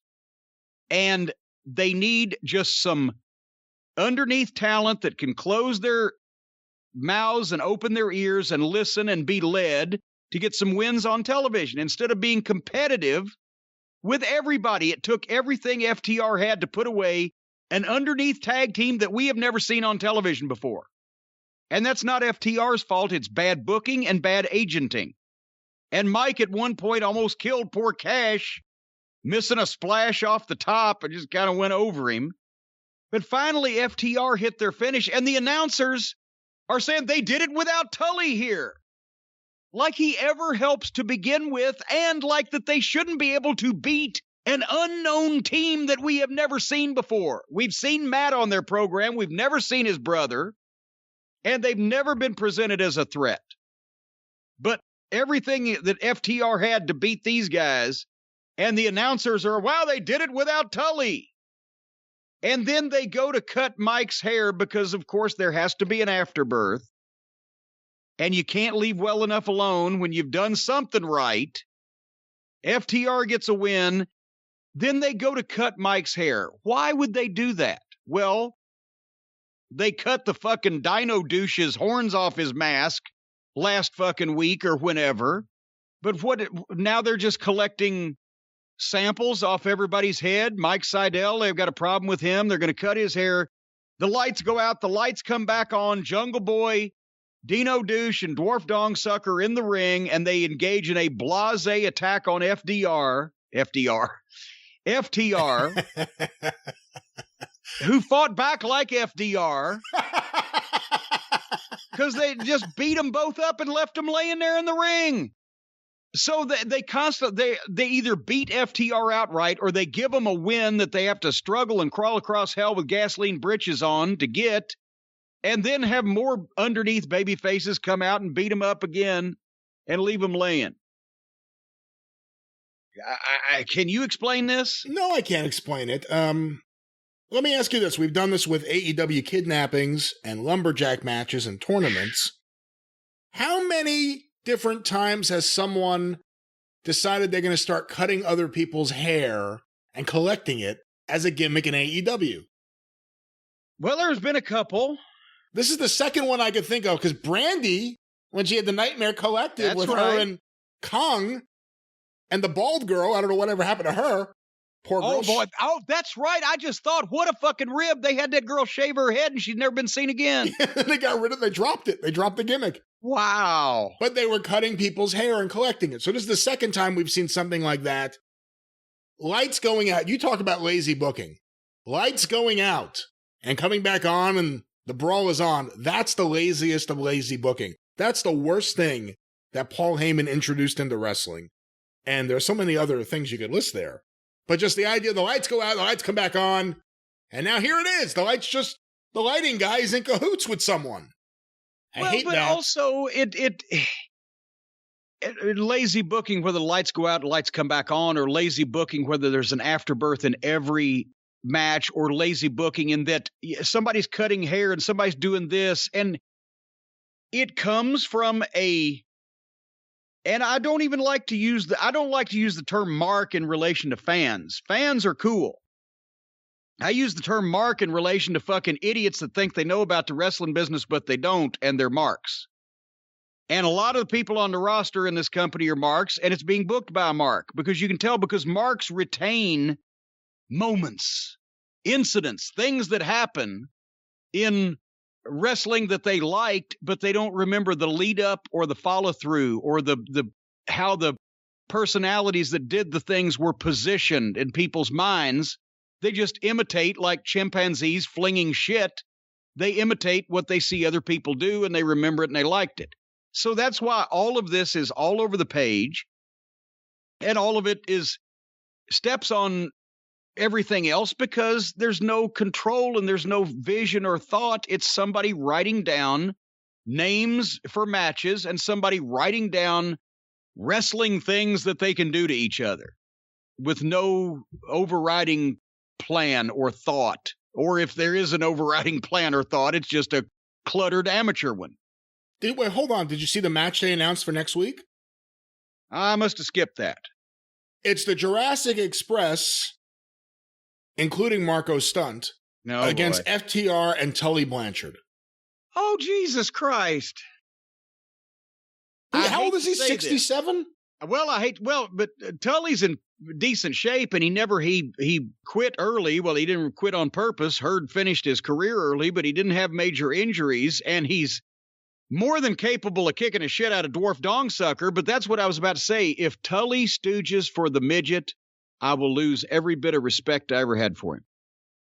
Because at some point, even Tully has to say, well, I say even Tully, 1986 Tully would have been the first one to say, if that little fucking prick crawls in the ring, I'm going to kick him right in the teeth like a fucking mark. That's exactly what 1986 Tully would have said. Keep that kid away from me or he's going to get hurt. So I hope that 2021 Tully Blanchard still thinks like 1986 Tully Blanchard. Because if I will disown any fond memory I ever had of Tully Blanchard's wrestling career if he bumps around for the midget. He's a much milder Tully Blanchard nowadays. He found God. He lost cocaine. I don't know. Well, I think he needs to fucking lose God and get an 8-ball in the next week. Because if anybody will put that fucking little freak in his place, it would have been the Tully that I knew. Either verbally or physically or both. He wouldn't have put up with the shit. Speaking of cluttering and amateurish, we come to the main event. And what an all-star main event it was.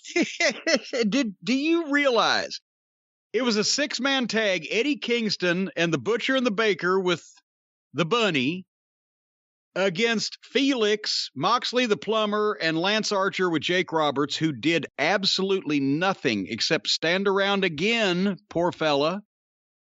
But everybody in this match, Kingston, Butcher, Baker, Archer, Felix, Moxley, everybody in this match, well, except for Moxley, has indiscriminately been a babyface or a heel on this television show in just the last 3 months, right? They've been both, each one of them in just the last 3 months, besides Moxley, who is always presented as a babyface but doesn't work or act like either a babyface or a heel. He just does the same shit he does. So is it a wonder that nobody gives a shit about these people? Because nobody can even keep track of why they're mad at each other and who's on whose side. It changes from week to week. And of course, immediately at the start of this match, they got almost 20 minutes left on TV, so they jump start and go in a 6-way. Of course they do.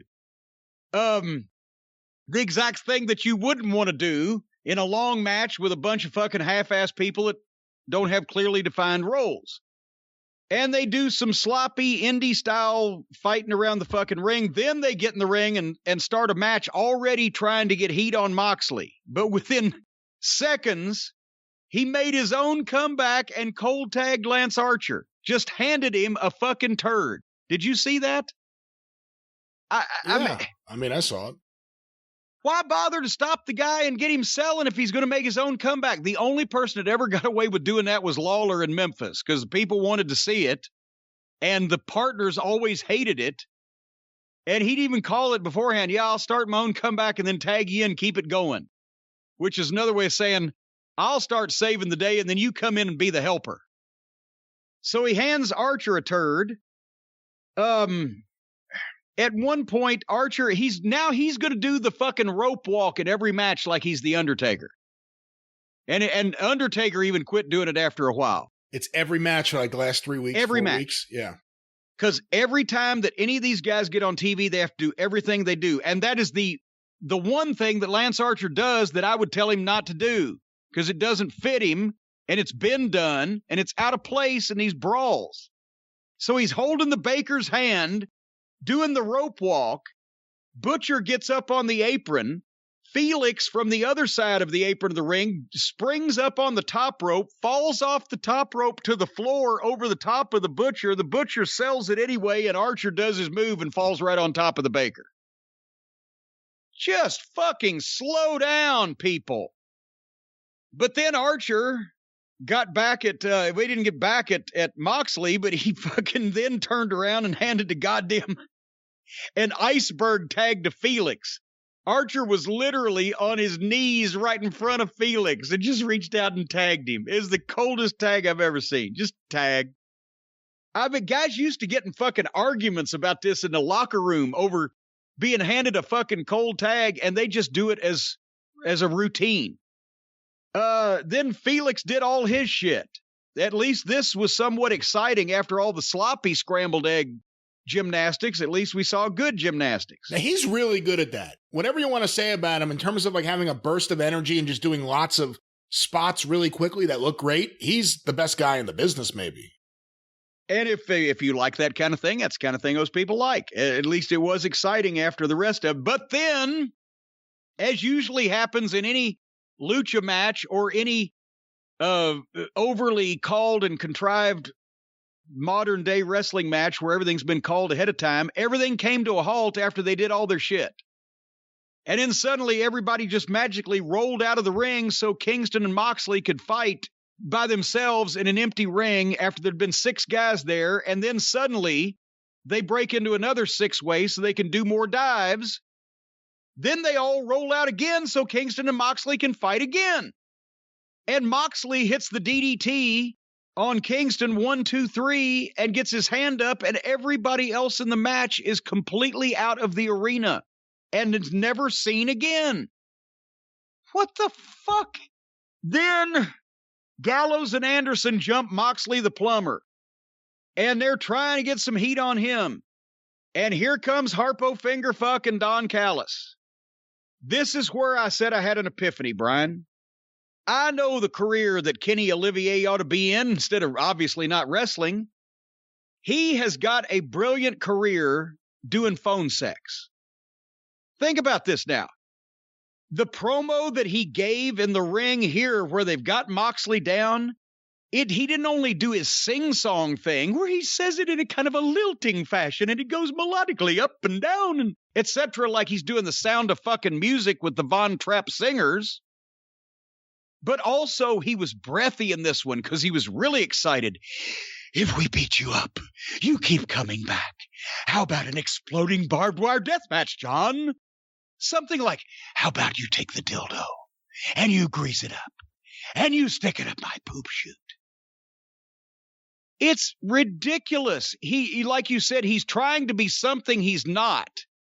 I don't know what he's trying to be, but I know he ain't that. I'm not sure what he is, but I'm pretty aware of what he's not, and that would be a money-drawing professional wrestler. But he's got these goddamn fucking roach-killing boots on with the pointy toes and the fucking, I don't know what the fuck he's wearing on a regular basis, but he comes in with these weird outfits. He gives these breathy sing-song interviews and still manages, even when he's beating somebody over the head with something, to be in no way physically intimidating. But that's the big kicker. That's what everybody hopped on the internet for is, oh, you got to say something about this. The big reveal. He challenged Jon Moxley to an exploding barbed wire death match. And at the same time, the entire United States of America said, what? An excrement on commentary said, just like Kawasaki Stadium. FMW. And there's going to be people out there going, well, Cornette expects people to remember the main event at Starrcade 86. Yeah, I fucking do. Because it's been replayed for the past 30-something years on TBS and then in the WWE network and the Starrcade fucking video compilations. And it was seen at the time with the largest audience to see an NWA event. And it's been handed down since then from history. Who in the United States of America saw the exploding barbed wire death match in the Kawasaki Stadium 25 years ago? People trading VHS tapes. Is this really this difficult to understand? That their minute little core of nerd, hardcore, smart Japanese fans, that kind of audience wasn't enough to keep Ring of Honor alive 10 years ago, and it's not enough to keep anything else alive today. In their minds, they are marks. They think that this means something. Besides the fact that nobody knows, in the grand scheme of things, on American television, what the fuck an exploding barbed wire death match is, looks like, sounds like. It also sounds goofy and outlaw. Their sports-based presentation comes back to bite them in the ass again. For the average, Brian, just the average fan, we talked about what do the average people that don't watch wrestling think about Young Rock. What would be the average person who's watched wrestling for the last 10 or 15 years even, on television, maybe gone to a few live events, whatever the fuck, without living their life on the internet and obsessively interacting with people who traded tapes 25 years ago of small, niche, independent promotions in Japan, what the fuck would they think an exploding barbed wire death match is? And how stupid does that just sound on the face of it? I don't know what the average person would think. So, we're going to see another garbage match where they're going to take all kinds of bumps and do all kinds of stupid shit with barbed wire because Moxley I think he really believes he's some violent fucking lunatic. And boy, he should have shared some locker rooms with some really violent fucking lunatics so he'd know what they fucking look like when he sees them in the future, because he ain't it. And they're going to take chances on legitimately injuring themselves. They're probably going to get cut up for real for a match that had a phony buildup that nobody believes, that just makes them look more goofy and outlaw and like that they're just one of these hardcore deathmatch promotions drawing in people from a trailer park instead of something that you could legitimately respect as an endeavor that's being placed on national television. And it just buries the wrestling business again, because these goofy marks, the only success that most of them have had is in niche promotions, whether here or in Japan, where they do this kind of thing. And they've got just enough established veterans who either want the payoff and don't give a fuck about their profession, or like Moxley, who really believes he's bought himself and he's become a mark for himself and really believes he is fucking who he thinks he is instead of who everybody else sees him as. It's going to be ridiculous. And these things never work. How they can't put this television fucking program together flawlessly from an editing standpoint, just formatting the fucking thing. How do you think they're going to do advanced special effects? What do you think this is going to look like? I don't know. Is it going to be in Daly's place? Are they going to move it to the football stadium? Just so you have enough space to do pyrotechnics and everything else, whatever it's going to be? I mean... Well, they got all kinds of space at Daly's place since they got no people. They said the paid people, they don't mind if they blow up a few of them. They're on the payroll. Yeah, I don't know. TNA did this. Remember the electrified cage from what? It had to be 12, 13 years ago. 2008-ish. LAX versus Bubba Ray and Devon Dudley in an electrified cage. And LAX at that point was Homicide, Hernandez, and Conan.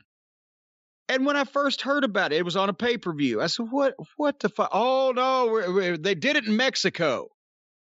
So we're going to do it up here. Well, I've seen a lot of the things they've done in Mexico, and they wouldn't pass muster for an American audience because the Lucha fans are a lot more forgiving. But I don't remember even an electrified cage in Mexico being a technical fucking masterpiece. And so I showed up that day at the pay-per-view, and guess what? It looked like shit and didn't work. And whatever they had been going to try to do, I think they had one in Mexico one time. They legitimately hooked up car bumpers to the fucking thing. Or car bumper. You've got me now, car bumpers. Car batteries is what I'm trying to say. But TNA's didn't work. Whatever they were planning didn't work. Then they got a goddamn zap sound effect. And what they were going to do whenever anybody touched the cage was they were going to dim and flicker the fucking arena lights and the TV lights and play the zap sound effect, which is what they did. And it was fucking ludicrous. And nobody, Brian, you've grabbed a electrified fence, right? You've grabbed an electric fence in your time. I have not. Well, you're a Northeasterner. Right. I grabbed my first electric fence when I was 5 years old. That's how I found out what an electric fence was. It was behind the fucking neighbors down the street. We went to visit. I wanted to go and fucking play with the cows. And as I stepped over this little low fence, I'm like, well, this is made just for me. I'm not that tall. And I put my fucking thumb on it to step over it. And goddamn, that's when I found out what an electric fence was. And the neighbors came and they hugged me and they laughed and everything. And my mom and dad said, Jimmy, you have to keep the cows over there. You were going to play with the cows? I was going to play with the cows. Well, the grown-ups were talking. But anyway, if you're going to do it, you can do it where when you grab the fucking thing, you know about it and you have a legitimate reaction, but it doesn't goddamn incapacitate you like a fucking taser.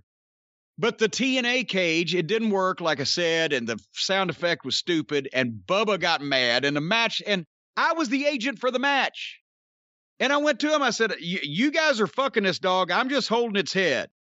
I've never had an electrified cage match before. Conan had brought it from Mexico. You guys, you lay out the cage match. I'm the agent to know what's going to happen so I can tell them in the truck, and here's the finish. The right team needs to win. You guys work it out, right? Well, then afterward, and I felt bad for him because it was such a shitty gimmick. They could have had a good regular match, and it turned out so hokey. But then at the end of the thing, Bubba's already mad, so he like 2 or 3 times right to the floor camera as there. I can't remember what the finish or the afterbirth was, but he's at the door of the cage and the end of the floor camera screaming, "Fuck!" He said, "Fuck" about 3 times. Well, I'm already in the back, and here comes Jeff Jarrett and somebody in the chain of command, either the pay-per-view company or the cable company or somebody in Panda or somebody was not happy about the fuck on pay-per-view live TV because this was 15 years ago and there were some standards then. And I said, well, go tell them it's your match. I'm like, oh, fuck. So now they've had a shitty match. Now I got to go yell at them for the goddamn fuck. So I go in there and Bubba's hot and it's Bubba. Fuck. In front of the end of the floor camera 2 or 3 times. Well, goddamn, his thing was the shits. Everything that he was saying was true. It was the shits. The fucking technical business was the shits. I said, okay, it was the shits. Does that mean you have to take a shit and rub more shit on top of it, screaming fuck into the fucking camera and getting us kicked off fucking pay-per-view? So we're yelling at each other. And finally we calmed down later on. I told him, I said, of course it was the shits. It was horrible, and I feel bad for you because it wasn't y'all's fault. But they tried the same thing. Remember in WCW, the Thunderdome, Halloween Havoc of 89? In a cage that is electrified. Philadelphia. Bruno Sammartino, the special referee, as a favor to Gary Juster, did the show, and then they put him in an electrified cage. So he was not thrilled. But when that was pitched, I thought it was going to be fucking great. Because what we were told, and so did Rick and Kevin Sullivan, what we were told was not what we got. I don't know who had the original idea. It may have been a Kevin Sullivan thing. But for Halloween Havoc, the Halloween-themed pay-per-view, they wanted a Thunderdome cage match where the cage would be electrified. And it was, it was Flair and... Flair and Sting with Ole Anderson as the designated, whatever it was, against Funk and Muta with Gary Hart.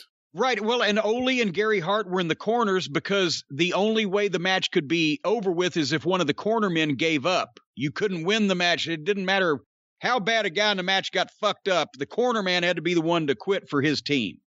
And the way that it had been pitched to us from TBS and Herd and everybody else, it wasn't going to be like an electric fence. They were going to have apparatus around the top of the cage where if you went up to like the top 3 feet and tried to climb out of it, sparks would come, a shock would come, or a supposed shock or whatever. It would light up or zap or whatever, and that would prevent anybody from climbing out of the cage. But it was a regular cage down at the bottom, and they were going to have a regular match ending with the corner man, Gary Hart in this case, blah, blah, blah. The heels were going to lose.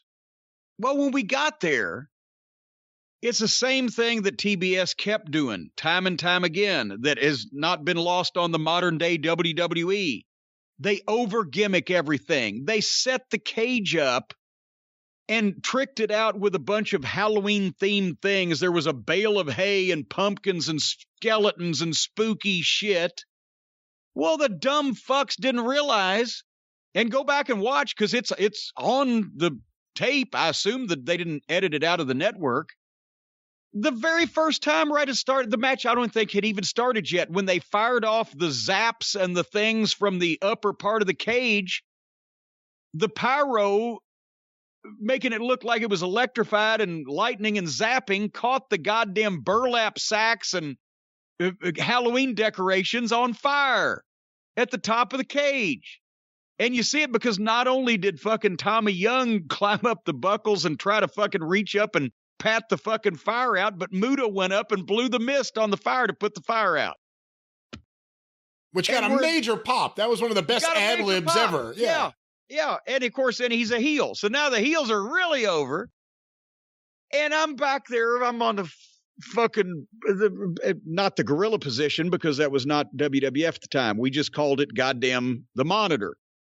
And I'm watching the monitor. I'm going, oh, fuck. So then they call from the truck and say, we got to turn the pyro, the special effects off of the top of the cage because now the fire marshal's hot and he's going to stop the show unless we turn the fucking gimmicks off. So that's why the cage didn't work, because they turned it off. And they were up there trying to act like they were getting shocked when there wasn't even any special effects. It was fucking rotten. These things always turn out fucking rotten. I encourage everybody, go back to the exploding barbed wire death match in the Kawasaki Stadium that Onita did in 1995. It was a rotten fucking wrestling match. It's garbage hardcore wrestling with special effects. You remember it, I assume. I remember several of those matches that Onita did. Him and Tarzan Goto, him and Terry Funk, him and, who was it? Was it him and Tarzan Goto versus the Sheik and Sabu, where they almost burned the Sheik to death? Yeah, Sheik caught on for that. Was that an exploded? That wasn't an exploding barbed wire. That was the whole ring exploded. Or was it the ring surrounded by fire? I think it may have been just a ring surrounded by fire, and they realized the problem was with that.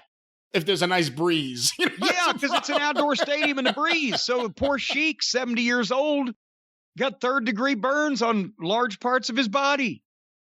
It's stupid. It never works. It just looks low rent and cheap and sideshowish and outlaw. And guys try to have garbage matches in the middle of this, and it doesn't fucking work. And I have high expectations that this is going to be a technical fiasco and another outlaw garbage match between two fucking guys that don't know how to work. That's pretty much my opinion on what's going to come up. We shall see, because we're going to watch this thing. I wouldn't miss it now. Maybe Harpo Fingerbang will get set on fire. We could watch him fucking melt. That would be worth the price of admission alone. Well, speaking of things we're going to watch, I guess we should let the listeners know. On the next drive-thru, we're going to be reviewing Elimination Chamber, which takes place this Sunday. That is correct. And we will be talking about that on the drive-thru, which comes out Tuesday of next week. And then these other big show. When is the big, I can't even say this with a straight face, the big exploding barbed wire death match that one of their three announcers was so thrilled about. When is that? March 3rd? No, March 3rd is a Wednesday, so that's the Shaq match. That's the 2-on-2 basketball pickup game in the gym. Well, then it would be the 6th. So that Saturday is the 6th. The Saturday after that's the 13th. I guess it's the 6th. I don't even remember. So, well, the point is, we've given people a lot of dates. We're gonna be on top of all this for you. We're gonna be covering this stuff. Be like Sherwin-Williams. We're gonna cover the whole world of wrestling. And let you know how ridiculous this shit gets, because we're again at a point where that's really the only thing we can do to find a reason to go on living, Brian, is just point out the ludicrosity and the ridiculousness of this. Well, no, there's lots of other reasons to go on living, but this is certainly a way to have fun watching something that isn't very good. Can you hear the ice falling off the house? It's crumbling around me. It's not above freezing, but the sun is out and there's no clouds, so the stuff is coming off the roof. I better go take cover now in my shelter, Brian, before the roof caves in. That could be the next thing that happens. Are we done here? Is there anything else for the folks? I think that's it. If you want to hear classic episodes of the Drive-Thru and the Experience, go back to the beginning on Patreon. Patreon.com/Cornette. For only $5 a month, you get access to the archives of the Drive-Thru and the Experience from the very beginning in 2013. We've seen a lot of people still asking, how can I hear classic episodes? That's how you can do it. Well, thank you for bringing that to our attention, Brian. And for Brian, for Dick Cavett, I'm Truman Capote. Groucho Marx still has 3 balls, and we'll see everybody next week. Thank you. Fuck you. Bye-bye, everybody.